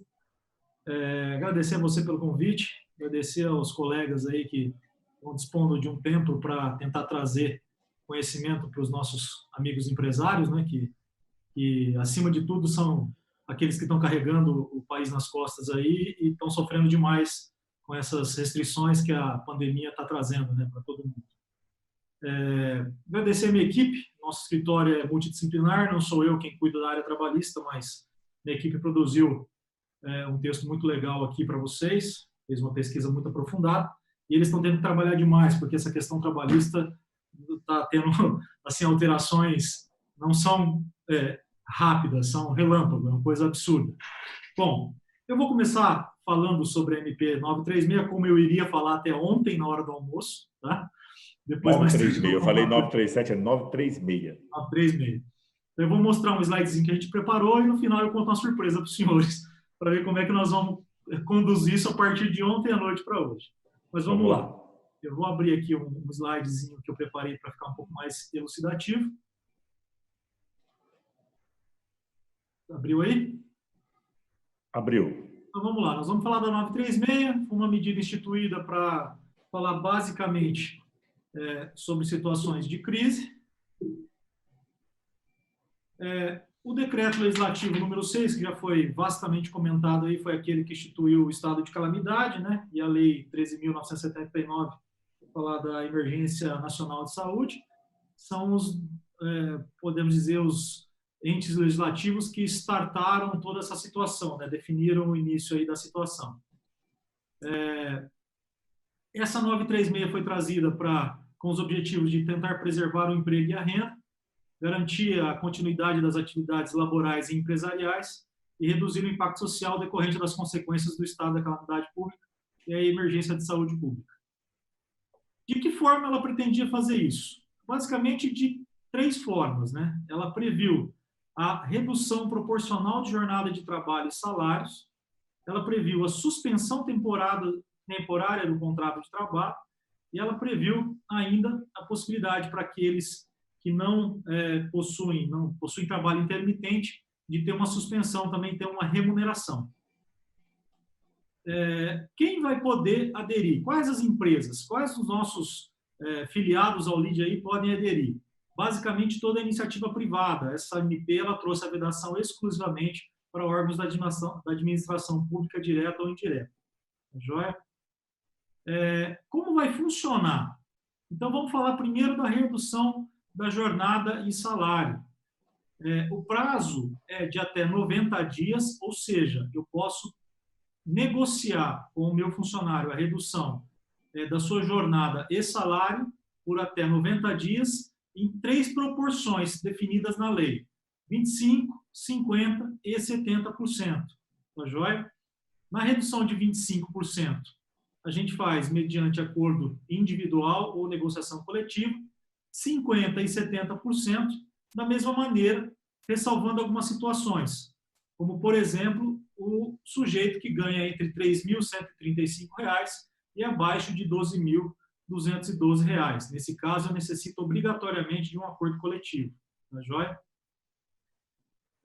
A suspensão temporária do contrato de trabalho é aquela situação em que eu não prevejo, na verdade, a redução da jornada, eu prevejo a interrupção do trabalho. Eu falo de suspensão temporária do contrato de trabalho. Ou seja, esse funcionário não vai exercer as atividades mais na minha empresa. Isso eu posso fazer pelo prazo máximo de 60 dias, podendo fracionar em 2 períodos de 30 dias. Tá joia? Qual que é a base de cálculo? Todas as situações. É sempre o valor do estimado seguro-desemprego que ele teria direito. Tanto lá na jornada, na redução de jornada de trabalho, quanto aqui na suspensão temporária de contrato de trabalho, nós estamos falando de uma redução cuja base de cálculo é sobre o valor que ele teria direito do seguro-desemprego. Tá joia? Ali eu coloco algumas regrinhas básicas: restabelecimento do contrato, 2 dias corridos, contado da cessão do estado de calamidade pública, foi quando a gente fala, né, tem a lei instituindo a criação, identificando o início do estado de calamidade, e provavelmente nós teremos um decreto, alguma coisa que vai delimitar o final desse estado de calamidade, principalmente porque vários dispositivos legais estão tendo essa previsão, né? Então, você tem a possibilidade de que o restabelecimento do contrato de trabalho vai se ocorrer do fim da cessação do estado de calamidade pública. Mas também ele pode ser restabelecido a partir da data estabelecida, obviamente, no acordo individual ou coletivo que foi firmado por o funcionário, ou da data da comunicação do empregador que vai ser retomado o trabalho. Então, o empregador pode ver uma melhora nos seus quadros, uma melhora na economia, uma mudança, e ele pode chamar o funcionário de volta ao trabalho. Para isso, ele tem 2 dias corridos. Quais são os requisitos? O aviso prévio do trabalhador, nos mesmos termos que o Dr. Luiz explanou na MP 927, antigamente eram avisos longos, agora caiu para 2 dias de antecedência. Então, nós precisamos comunicá-los com 2 dias de antecedência. E esse acordo tem que ser pactuado por acordo individual ou coletivo, dependendo de cada caso, por escrito. Tá joia?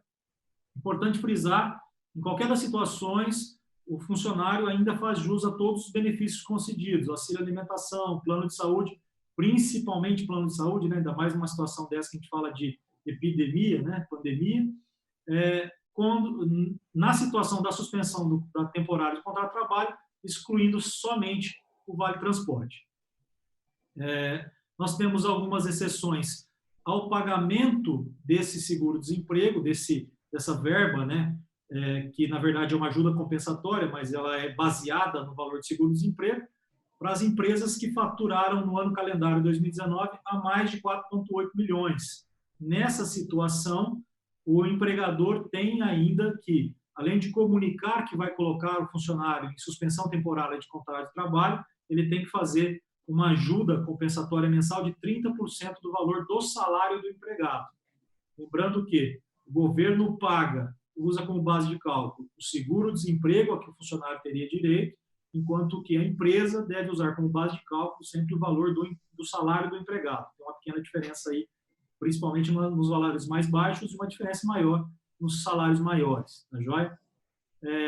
Lembrando que se trata de uma ajuda compensatória mensal, então não vai integrar bases de cálculos, não é salário, tá joia? Então, nas questões tributárias aí, não vai fazer base de cálculo. Tem uma penalidade grave, tá? No caso da suspensão aí do temporário de contrato de trabalho, que é o quê? Se ele mantiver as atividades, falando que o cara estava suspenso, ou ainda que parcialmente, manda o cara para teletrabalho, ele vai estar sujeito ao pagamento imediato da remuneração dos encargos sociais referente a todo o período que o funcionário elaborou.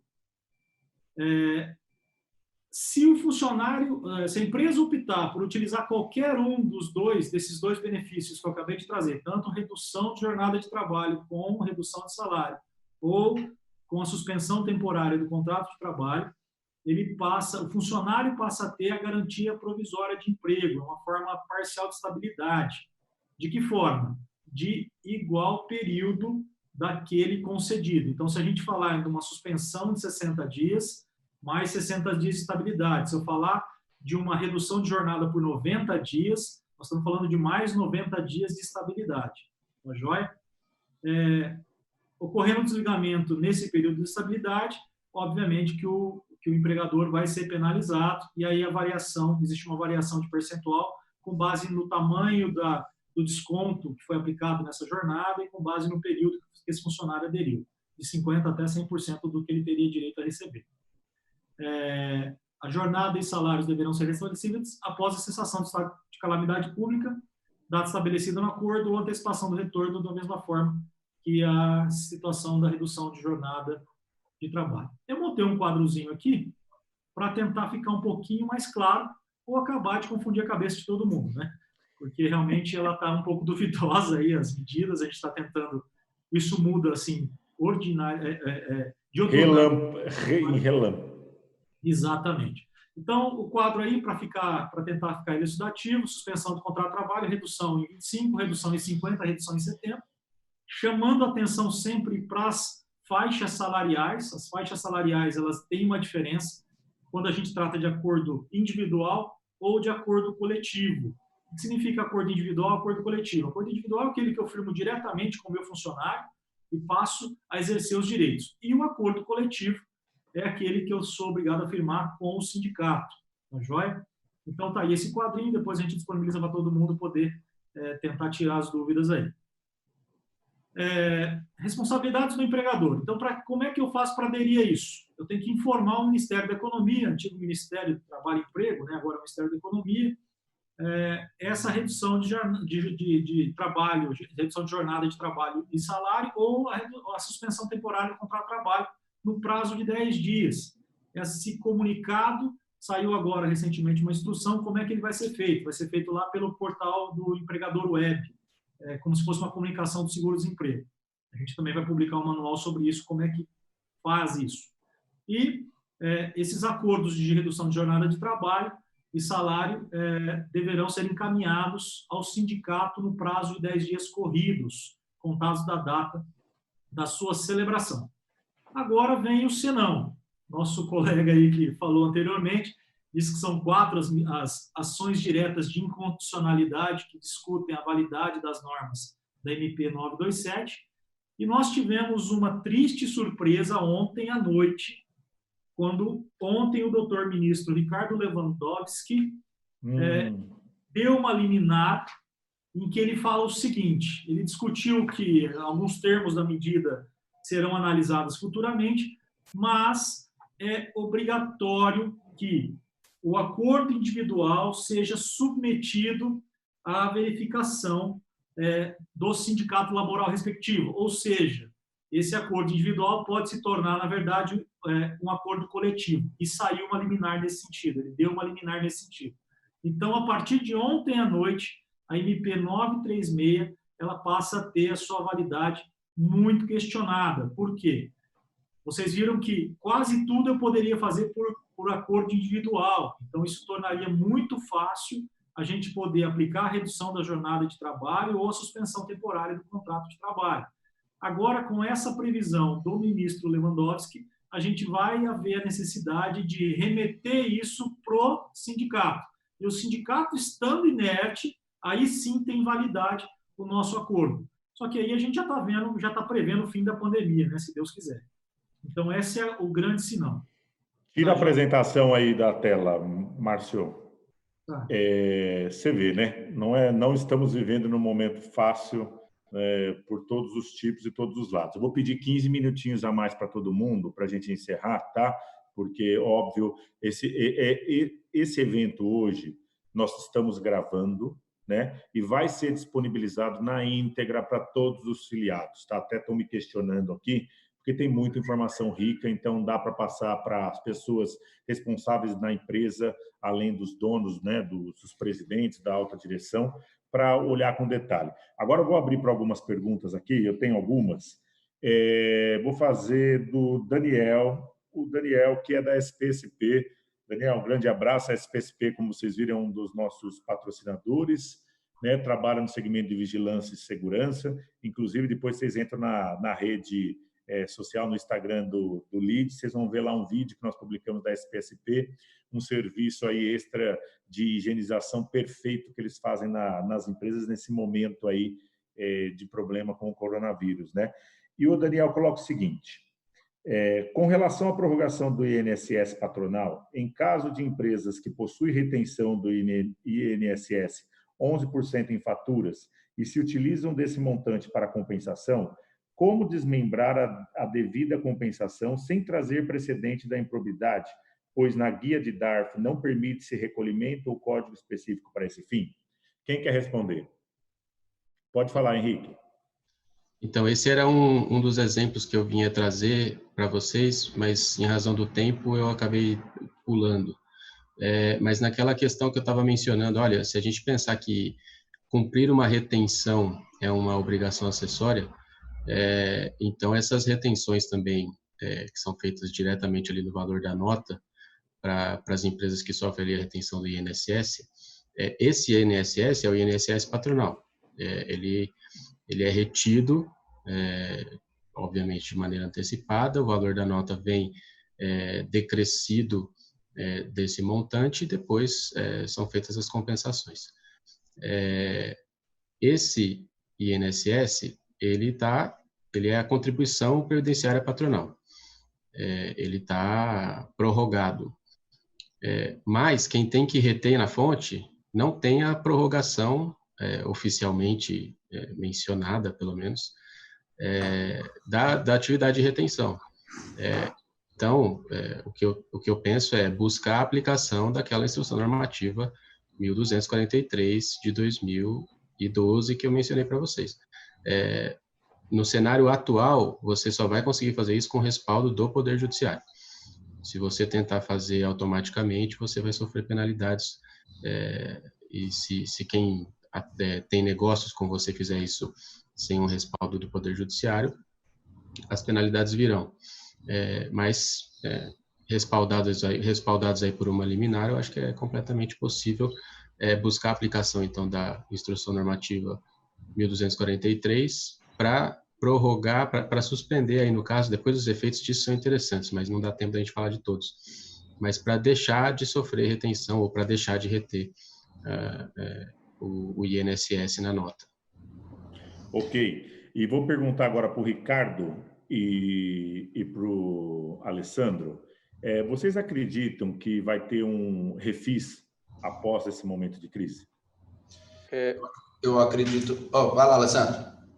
Na verdade, sim. Em situações do passado, a gente já percebeu que isso aconteceu, como em 2015, o refis da crise.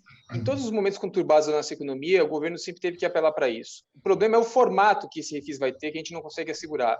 Depois que veio a questão da transação tributária, também P899, que está para ser aprovada, aquele refis que nós conhecíamos com descontos incondicionais de multa e juros para todo mundo, talvez agora seja meio que feito sob encomenda para cada contribuinte. Então, a dúvida é se vai ser aquele modelo antigo de refis que nós todos conhecemos ou se vai haver uma nova realidade dentro desse contexto de transação tributária.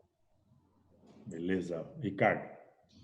Eu compartilho a mesma opinião do Alessandro. A expectativa é que venha, sim, um refis e o receio de todos é que venha em moldes não muito vantajosos.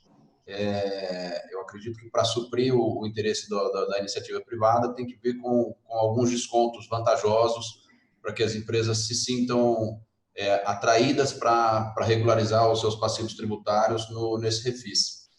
E só, se me permite, Marcos, fazer Pode falar. Uma observação na resposta que o Henrique deu. Daniel, eu imagino que você, na posição de que sofre a retenção do INSS no pagamento das notas fiscais de prestação de serviço de vocês, de duas uma, o seguinte, realmente o caminho que o Henrique deu de buscar o judiciário e impedir que o seu tomador retenha o INSS das suas notas fiscais, mas se essa retenção já tiver sido efetuada, eu imagino que você vai acumular esse crédito que você vai, desses valores que são retidos das suas notas fiscais, e lá na frente, quando você for pagar o débito que foi postergado, você usa esses créditos para matar o seu débito. nas suas compensações. Então, durante esse período que você não vai ter obrigação de pagamento da contribuição patronal, você vai estocando esses valores que foram retidos nas suas notas para depois usar na compensação do débito postergado. Ok. Mais uma pergunta, continuando tributária aqui, do Soares, da Unimed, né? E pergunta ao doutor Henrique, ele pôs direto, tá? Com relação aos prejuízos fiscais, saldos negativos de IPRJ e CSLL, caso consiga realizar a entrega da ECF, podemos realizar a compensação desses saldos normalmente? Sim, se conseguir entregar a ECF, essa é a posição atual da Receita Federal, no sentido de que antes da entrega você não compensa. Conseguindo entregar, você compensa. O prazo máximo de entrega da ECF é 31 de julho. Mas se você fizer isso de maneira antecipada, dá para fazer sim a compensação dos prejuízos. Ok. Agora uma pergunta para o trabalhista. Vou perguntar, pode os dois responderem aí. No sistema aí home office, né? Se acontece algum acidente ou passa mal, qual a responsabilidade de ações que a empresa precisa fazer? Abre o microfone, Luiz Carlos. Abre o microfone do Luiz Carlos, por favor. Abriu. Isso, abriu. As normas de segurança do trabalho, inclusive quando você implementa o modelo do home office, você precisa no contrato, essa é uma exigência para a implantação que a medida provisória dispensa, você tem que ter um treinamento, especificar direitinho quais são os cuidados que ele deve ter no exercício da atividade, porque sim, de fato, se acontecer algum evento na prestação de serviço, você pode ter a caracterização de acidente de trabalho. Então, é um risco que existe e também, justamente por isso, melhor dizendo, é que você deve ter esse documento e nesse documento a especificação do treinamento. Como que eu tenho que agir, em que circunstâncias, e esse é um problema em home office que é precisamente ergonomia. Como é que você vai trabalhar na tua casa? Quer dizer, não tem o mesmo preparo do que você vai encontrar numa empresa. Então, de fato, esse risco pode existir. Daí porque a necessidade de uma preocupação com o treinamento e ter esse treinamento documentado.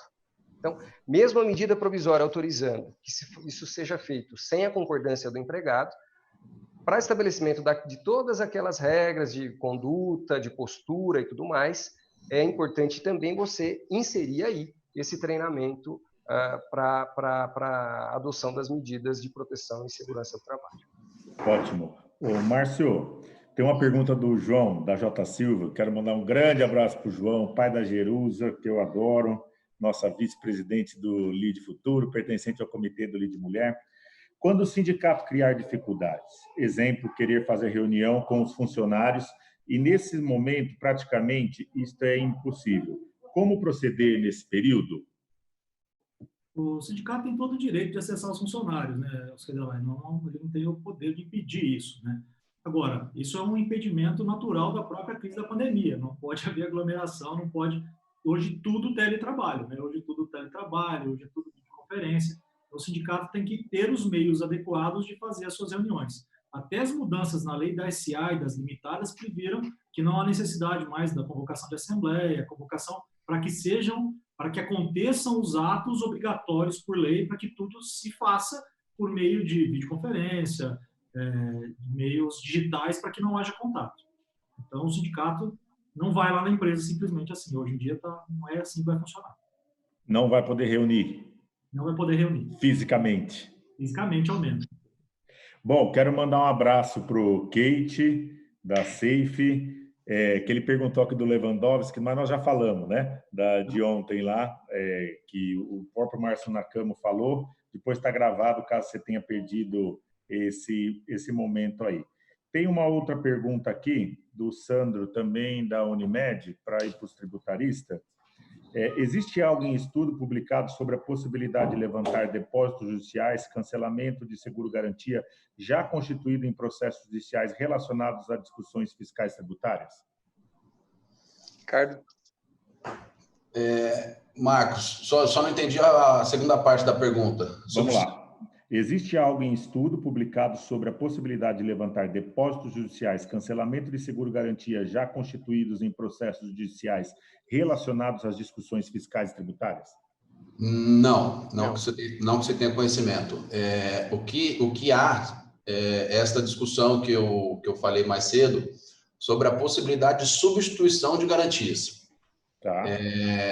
O depósito judicial e o seguro-garantia, quando eles servem de caução ou como uma causa de suspensão da exigibilidade de algum crédito tributário que esteja em uma discussão judicial, não existe a previsão de levantamento desses valores, ao menos até o encerramento da discussão judicial que eles estão garantindo.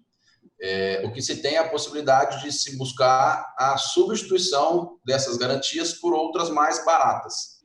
O depósito judicial tem feito muita falta ao caixa das empresas, então ele pode contratar outras garantias, como seguro ou como até bens imóveis, e para oferecer em substituição essas garantias que estão lá no processo. Mas não há uma previsão legislativa ou alguma discussão judicial para simplesmente levantar esses valores ou cancelar apólices de seguro-garantia sem uma oferta de uma outra garantia em substituição. Ok, eu vou deixar uma pergunta agora no ar para todo mundo responder. Aí eu vou fazer a pergunta, aí eu vou entrar com 2 anúncios que eu preciso fazer, e aí eu peço para vocês organizem, a gente já faz as finalizações e a resposta, tá? Acho que com tudo isso que vem sendo implementado e mais outras coisas que vão surgir, qual é o maior aprendizado da sua fala que você acha que nós vamos levar de tudo isso, né? E se tem coisas que realmente são implementadas nesse período da pandemia, mas que está valendo a pena porque vai ser institucionalizado, vai entrar na prática mesmo, está valendo para isso, né? Acho que vem como uma medida, mas que legal que isso aconteceu, porque vai abrir os olhos para, de repente, abrir brechas futuras para ser trabalhado de uma maneira diferente. Quero que cada um pense aí no seu contexto, para a gente já depois fazer o encerramento, tá bom? E agora eu queria que colocasse aqui no ar a promoção da Rodobens, né? Automóveis. A Rodobens Automóveis, por favor, coloca aí o chart da Rodobens Automóveis no ar. Já está no ar. Então, olha, vamos olhar esse chart da Rodobens Automóveis aí e lembrar que se você tem um sonho, aí não deixe, nesse período também, poder ativar esse sonho, tá? Vai ter o Feirão Rodobens Online, né? Veja como é simples comprar sem sair de casa. Primeiro, escolha aí seu veículo. Segundo, informe seus dados e entraremos em contato. Terceiro, tire todas as suas dúvidas e compre 100% online. Receba sua Mercedes-Benz em sua residência. Olha, tem aí o QR Code, acesse aí o QR Code, aí tem todas as explicações, mas, novamente, Rodobens, nosso parceiro, junto com a gente, tudo que puder facilitar para que o seu sonho seja realizado, mesmo nesse momento tão difícil, a Rodobens Automóveis vai fazer, tá? Um beijo para toda a equipe aí da Rodobens Automóveis. Também aproveitando, queria pedir, esse evento está sendo gravado pela RCE Digital, coloca o vídeo da RCE Digital fazendo um grande favor.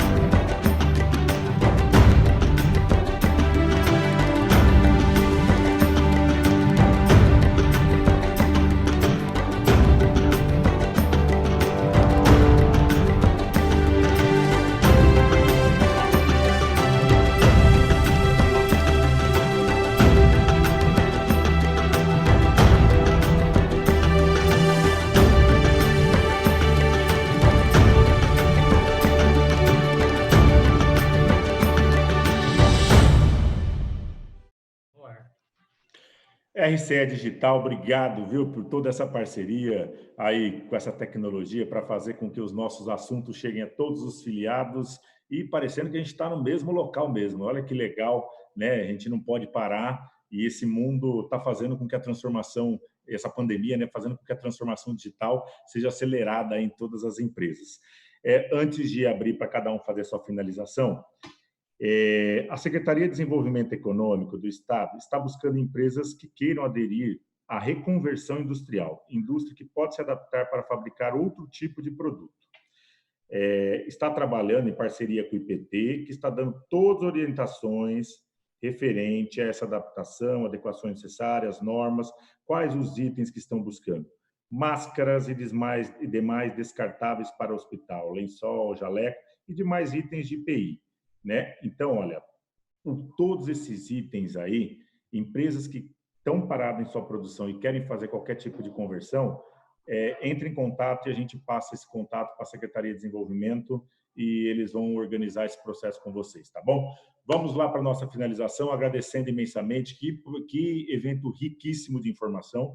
Nós vamos passar esse conteúdo para todos os filiados e já pedindo para que vocês imediatamente mandem de cada um dos seus assuntos o que foi apresentado, ou se quiser mandar um chart, que coloque mesmo agora no papel e mande hoje ou até amanhã de manhã para a Gisele, tá?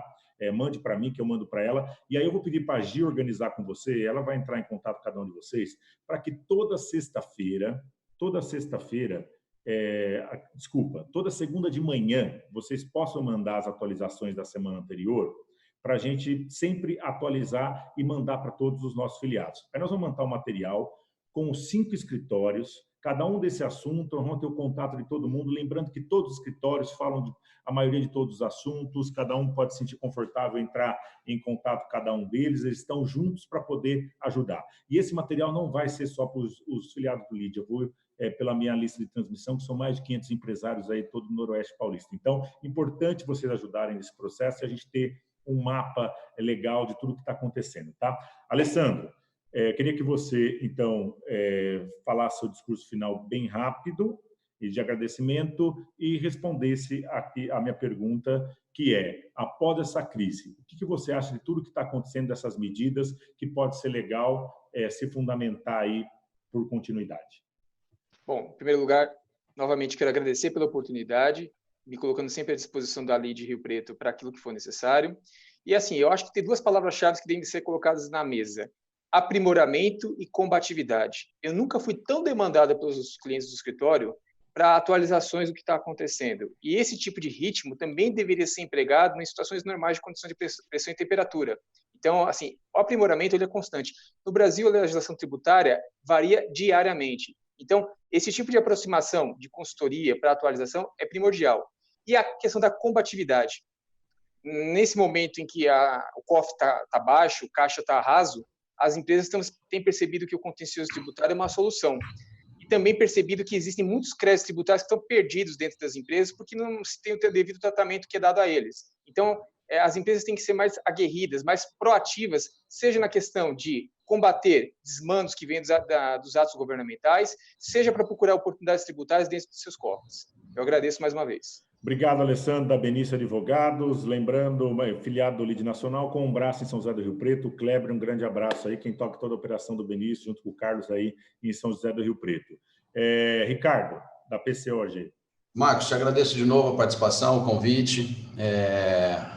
Queria cumprimentar todos os colegas aí que fizeram exposições muito boas e objetivas. Agradecer aos patrocinadores do LEAD e me colocar também à disposição para eventos futuros. Eu acredito que esse momento é um momento de resguardo, um momento de proteção da empresa e, como o Alessandro falou, um momento de procurar oportunidades. O contencioso tributário ele vem sendo muito utilizado como um instrumento de planejamento estratégico e que pode render muitos bons frutos para as companhias, a riscos controlados ou até mitigados ao extremo. Então, eu acho que cabe às empresas agora analisar todas as suas saídas, as suas estratégias, para buscar incrementar e trazer dinheiro para dentro do caixa e passar por esse momento conturbado de forma ilesa. Legal. Obrigado, viu, Ricardo? Obrigado. Manda um abraço para a família PCLG aí. Obrigado. Vamos lá, Henrique Melo. Muito bem, Marcos, agradeço o convite, a oportunidade, agradeço aos colegas que estiveram aqui nesse evento também, aprendi muito com vocês. De minha parte, em relação ao material do LEAD, o nosso escritório prepara um e-book e vem atualizando esse e-book já todos os dias, e eu disponibilizo ele a todos os colegas para a gente trabalhar em conjunto o conteúdo que está ali e trocar figurinhas para dar certo de enviar para os empresários e para os filiados aí do LEAD essas informações mais atualizadas possíveis. Em relação à parte tributária, o que está acontecendo, na minha opinião, é uma comprovação de quão complexo e errado é o nosso sistema tributário nacional. Dá para ver que ele é o problema. Tanto ele é o problema que está todo mundo desesperado em buscar informações atualizadas, como mencionou o Alessandro. O contencioso deixa de ser algo que não é bom para ser algo que é bom, porque a gente vê a Receita Federal dizendo não vamos ajudar vocês nesse período, a gente está pensando na arrecadação. A gente vê a Procuradoria-Geral da Fazenda Nacional dizendo temos uma estratégia de guerra para reverter todas as decisões favoráveis dos contribuintes na prorrogação de tributo. Para quê? A gente precisa dos contribuintes prorrogando o pagamento dos tributos agora. Medida anticíclica. É isso que a gente precisa agora. Então, os contribuintes não estão podendo contar com Receita Federal, as procuradorias que fazem o trabalho deles, como devem fazer, mas eu acho que a gente tem que olhar para o quadro como um todo. Então, dá para ver que o sistema tributário nacional é problemático demais, e diante de uma crise dessa sem precedentes, a gente vê que ele é uma pedra enorme, que está na frente ali de todo mundo, e que, se não for alterado, se não for simplificado, as empresas vão quebrar. Obrigado, viu? Obrigado, Henrique. E vamos agora com o Luiz. Marcos, muito obrigado pelo convite. Fiquei muito feliz em poder participar desse debate, muito enriquecido com as informações dos colegas. Ao LEAD, muito obrigado aos patrocinadores. E esse evento, melhor, essa pandemia, ela veio por alguma razão. E eu acredito muito nas coisas, quando elas saem do nosso controle, como se fosse um forceps, né? Para que você faça acontecer. Então, é um momento de crise que nos faz crescer. E quando a gente se preocupa com crise, é importante buscar a criatividade, né? E dentro dessa criatividade, talvez a principal preocupação no processo produtivo seja essa, né? De você conseguir manter empregos, mas deixar a empresa viável. E para a empresa ser viável, óbvio que ela tem que contar aí com uma consultoria tributária de qualidade, preocupada, obviamente, com a situação que seja rentável, que seja dentro da legalidade, e também do ponto de vista trabalhista. Então, nós estamos num momento de reunião de forças, não é? Vamos todos aqui enfrentar um desafio muito grande, e acreditamos que vamos superar, não é? Mas não sozinhos, precisamos uns dos outros, e principalmente a empresa, que é quem toca esse país, é quem faz esse país andar, é que precisa desse apoio, desse alento, desse cuidado, nesse momento tão difícil, mas que vai passar. Muito obrigado a todos. Obrigado. E por último, Márcio Nakano. Bom, eu agradeço ao Scaldelai a oportunidade de poder ajudar os empresários aí. A ideia nossa é que a gente passe por tudo isso da melhor maneira possível. O que eu acho que vai ficar, sem sombra de dúvida, nosso escritório tem um braço de recuperação e reestruturação muito forte, já há 10 anos trabalhando só nesse segmento. E o que eu percebo nos empresários brasileiros é uma força de poder sair, de superar, de conseguir vencer as barreiras muito grande. Eu vivencio isso em outras situações, em situações isoladas, pontuais, mas percebo que a força do empresário brasileiro ela é igual e de grande valia para esse momento. A diferença é que agora isso vai ser empregado de maneira geral. Então, a gente está à disposição para continuar ajudando no que for preciso e espero que essa garra do empresariado brasileiro possa agora se mostrar efetiva nesse momento geral, de pandemia geral, de grave crise econômica geral, e que vai poder demonstrar o quão forte todo esse nosso segmento econômico. Muito obrigado. Alessandro, só fala alguma coisinha, porque eu vou ter que tirar uma foto, só faltou tirar uma foto sua aí para depois publicar. Fala alguma coisinha certo. aí. A mensagem é essa, ficar com a cabeça acima do nível da água e remar sempre. Pronto. E ficar com a cabeça sem cabelo mesmo, né? Não precisa estar com cabelo, não, né, para ficar. Eu estou falando, esse é um evento diferente, estou falando com só advogados, eu sabia que eles iam vir engravatados, tudo, dá para perceber que eu sou o único que não sou advogado aqui, né? Que estou de terno e tal. E eu lembro que quando eu era presidente da Bombril, e tinha acho que na sexta-feira o advogado da Bombril fazia home office, né? E uma vez eu encontrei ele em Miami de férias, eu estava de férias, ele também de férias, eu encontrei no shopping, tudo vestido, em Miami no shopping, todo com blazer e tal. Aí eu falei, pô, mas nem aqui você... E aí tava a mulher dele falou, você não tem ideia, que quando ele faz home office em casa, ele acorda e põe terno e gravata para entrar no clima de advogado, né? Falei, mas tem que ser advogado mesmo, eu vou te falar, viu? Gente, obrigado de coração, obrigado pelo evento, nós vamos disponibilizar então esse vídeo depois para todos os filiados e agradeço, a Gisele vai entrar em contato, vamos ver se a gente faz um book legal somando todos os esforços para que todos possam utilizar o trabalho de vocês e estar aprendendo bastante nesse momento, tá bom? Obrigado de coração e até o próximo encontro do LEAD. Lembrando, hoje à noite, para quem é filiado do LEAD, tem um evento do LEAD Nacional imperdível. Às 19 horas, Lars Grael e Nizam Guanais, sobre superação.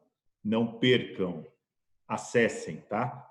Já fizemos todo o comunicado, vou mandar novamente hoje, mas Nizam Guanais e Lars Grael, às 7 horas da noite hoje.